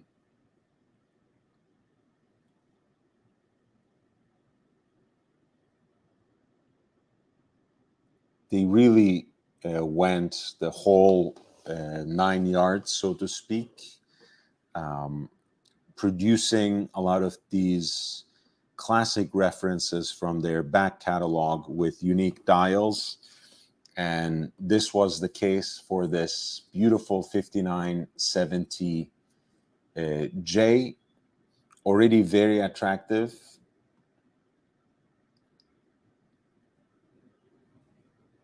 Hey, Gundog. Love you, man. Love to see you. And I spent a lot of September away too, so you didn't miss me then, I can assure you. But it's always nice to catch up. This 5970 has a brown dial, which never existed during the production. Of course, the case design takes after, and the aesthetic case after, takes after generations of Patek perpetual calendar chronographs, for which the brand has been a pioneer since 1941, when they introduced 1518 as the first serially produced perpetual calendar chronograph wristwatch. 5970, of course, had the distinction of being the last generation of Patek Philippe perpetual calendars that were based on, that were powered by the Nouvelle Lemania CH27 or 2310 Eboche.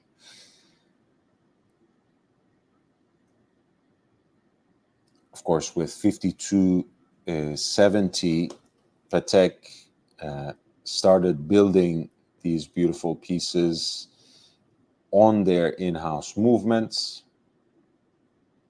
the CH29. So 5970 marks the end of an era, and especially in this unique iteration, when it was literally brought back 5 years after its discontinuation, it represents a very unique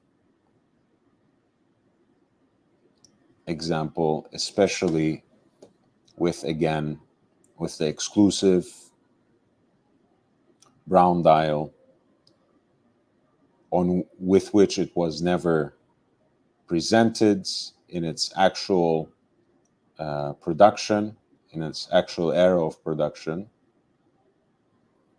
This is the 5970J, the Saatchi exclusive made for the Watch Art exhibition in London at the Saatchi and Saatchi Gallery.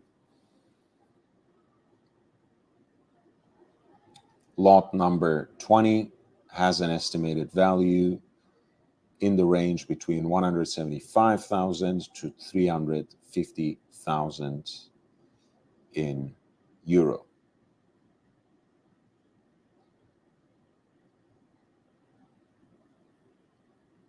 I'm going to do a quick jump up and come down.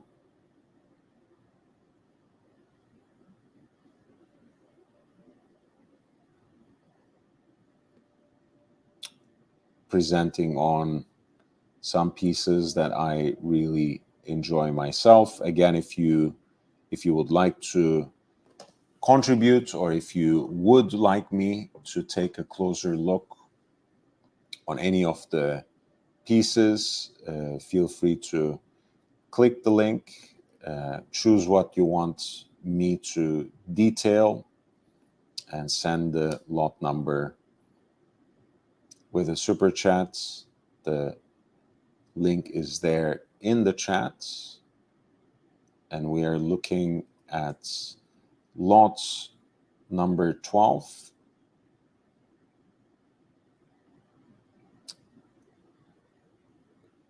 which is a Rolex Daytona that's not too old, as it's still built on the proprietary movements, on the in-house movements, which Rolex introduced in 2000, but predates the introduction of Oyster Flex bracelets on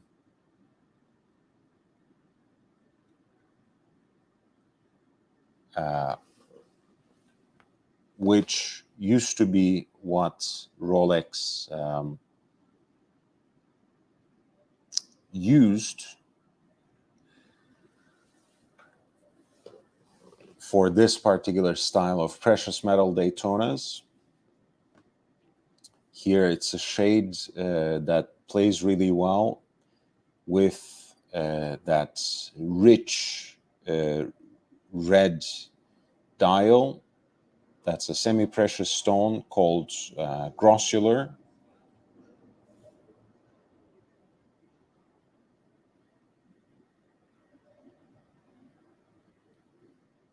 Also brilliant diamonds as indices.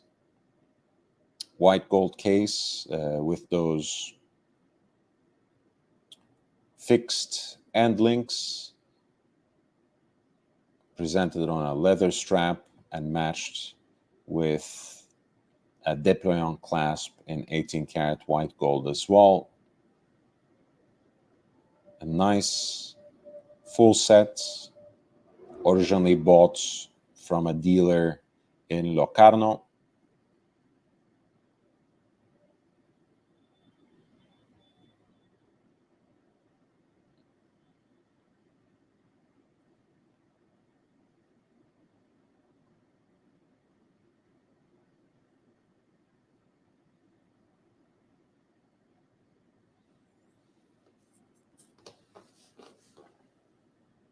The piece is from 2001, so pretty early on within that production. Very well preserved, and even with the caseback sticker intact. This is the 116519 Rolex Cosmograph Daytona in white gold, presented on the leather strap as a full set. 116519 is expected to fetch an amount in the range between $40,000 to $80,000.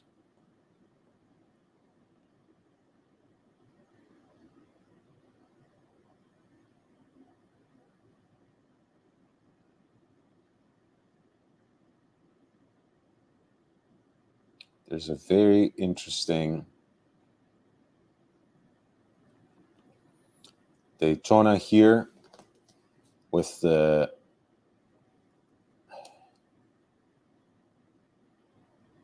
Qurayshi hawk on the dial. That's a symbol of the United Arab Emirates.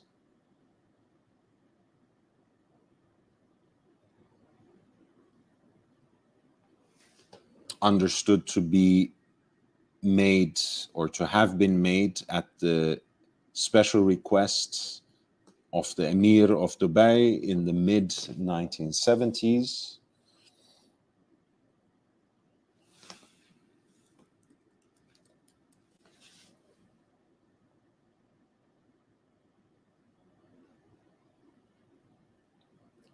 Who was, I believe, at that time the defense minister.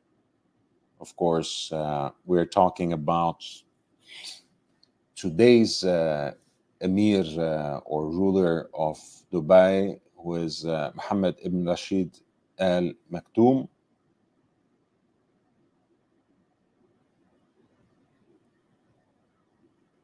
The dial is also signed above the 12-hour counter as Ministry of Defense, Wizrat al-Difa'.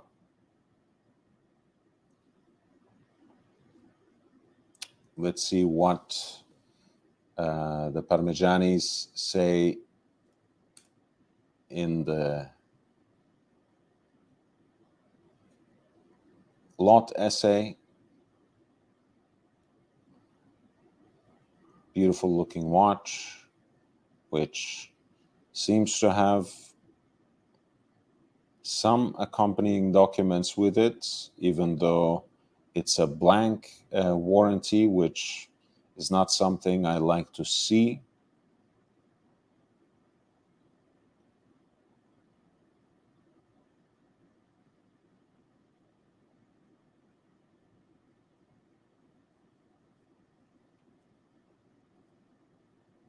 This is a reference 6265, understood to have been given to helicopter pilots at the time.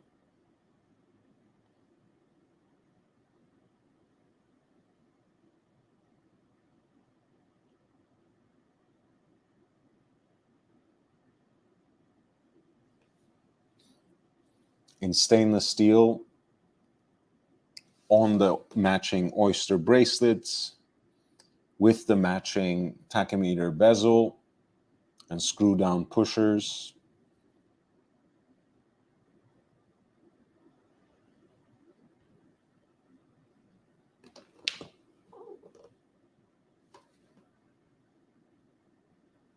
And offered with its set service documents, booklets, and the matching tag as well.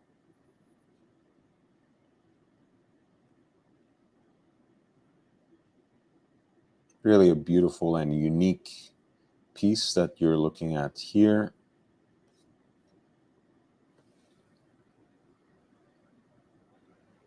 Although I would have liked to have seen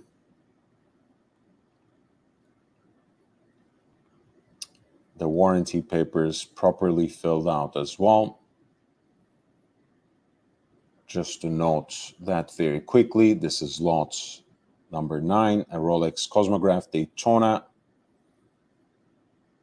understood to have been made for the current ruler of Dubai when he was the Minister of Defense for the United Arab Emirates, with the Qurayshi hawk on the dial, as well as the signature of the Ministry of Defense, reference 6265, with a panda dial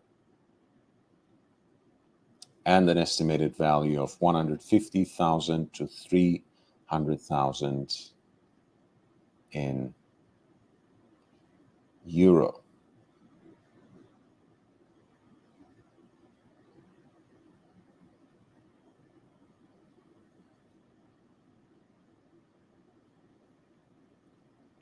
I have maybe time to look at two more pieces, so I'm gonna choose them wisely, even though it's tempting really to go through each and every single one of them.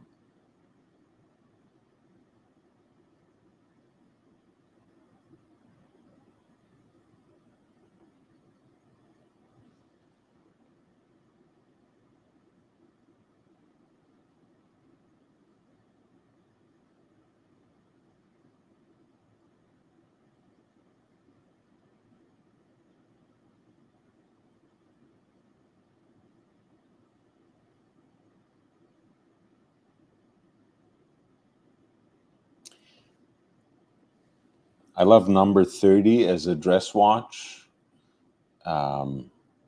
People are sometimes obsessed with black dial Patek Philippe because they were so rare. This, of course, passes the muster, but also because it's a 35 millimeter dress watch, might not be everyone's fancy. I think it's absolutely beautiful in pink gold, 35 millimeters again, Dauphine hands, beautiful multifaceted arrow-shaped indices that are combined with polished gold beads.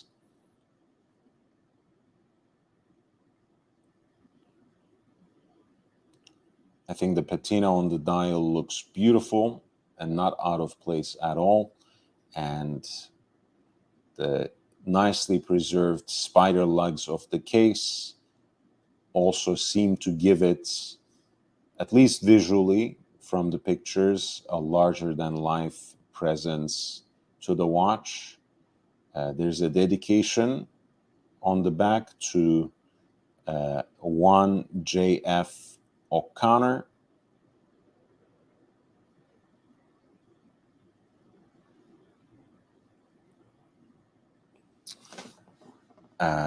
GMOO, J.F. O'Connor, 1925-1950, for 25 years of service, 2 or 4 General Motors overseas operations. The piece apparently also comes with an extract from the archives that confirms the manufacture and the sale of the watch in 1950. If you're on your way out, please don't forget to hit the like button.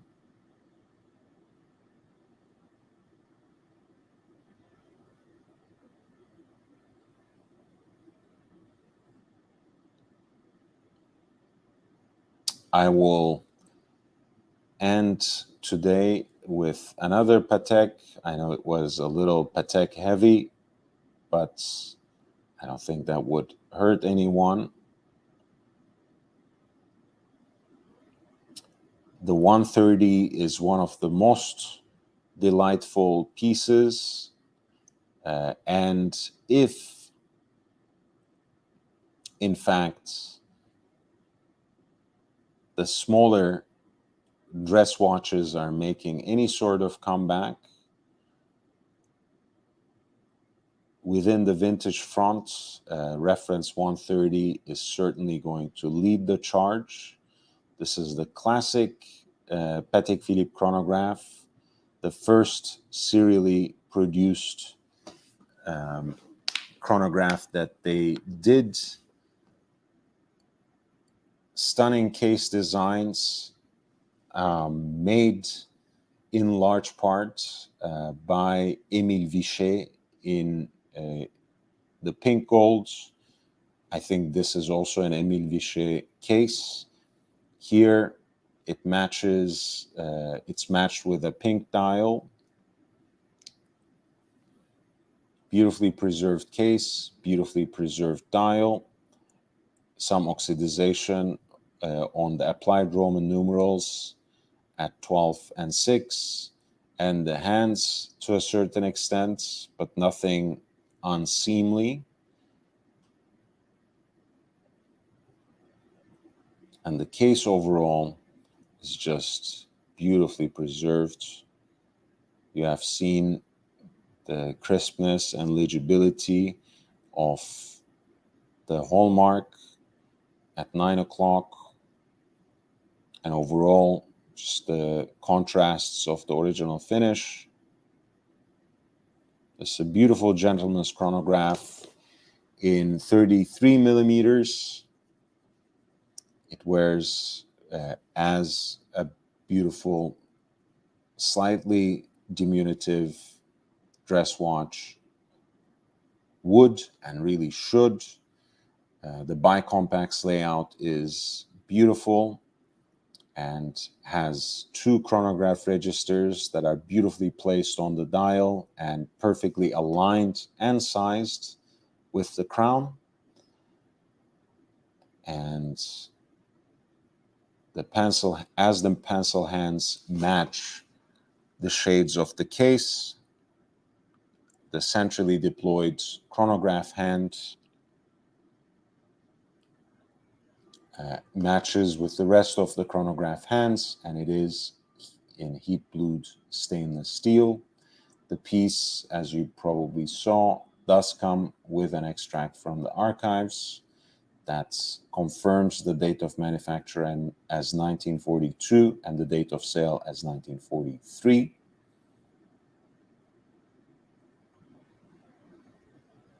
And lot 35 is for vintage Patek, I guess, after some of the smaller dress watches, some of the best deals you can find. This is in the range of 30,000 to 60,000 in euro. Guys, I appreciate you so much. This was another 4 hours. I dropped a teaser, as you guys know, somewhere in the middle there. I had said I had a watch that arrived, but had a little accident. That watch is now back, and I will look forward to doing the unboxing next week. So stay tuned for that. I have more live streams coming up for you tomorrow night and also at Steel Buffalo on Sunday, where we're going to talk about our favorite cigar books. So stay tuned and check it out. Those links will be posted soon enough, so you can save it to your schedule. But you know that we are more or less always meeting at around the same time, 8:30 p.m. Pacific Daylight Savings Time for the nightly streams, and 1:30, and these are the start times for the Sunday stream from Steel Buffalo. I look forward to having you then.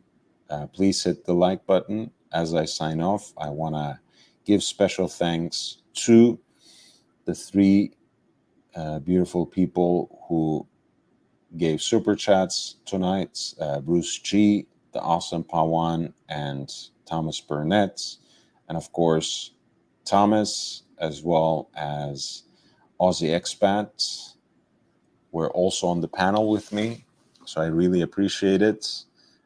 I look forward to seeing you again tomorrow on the live stream. Until then, stay safe, stay healthy, wear and enjoy your watches. I'll see you soon. On to the next one.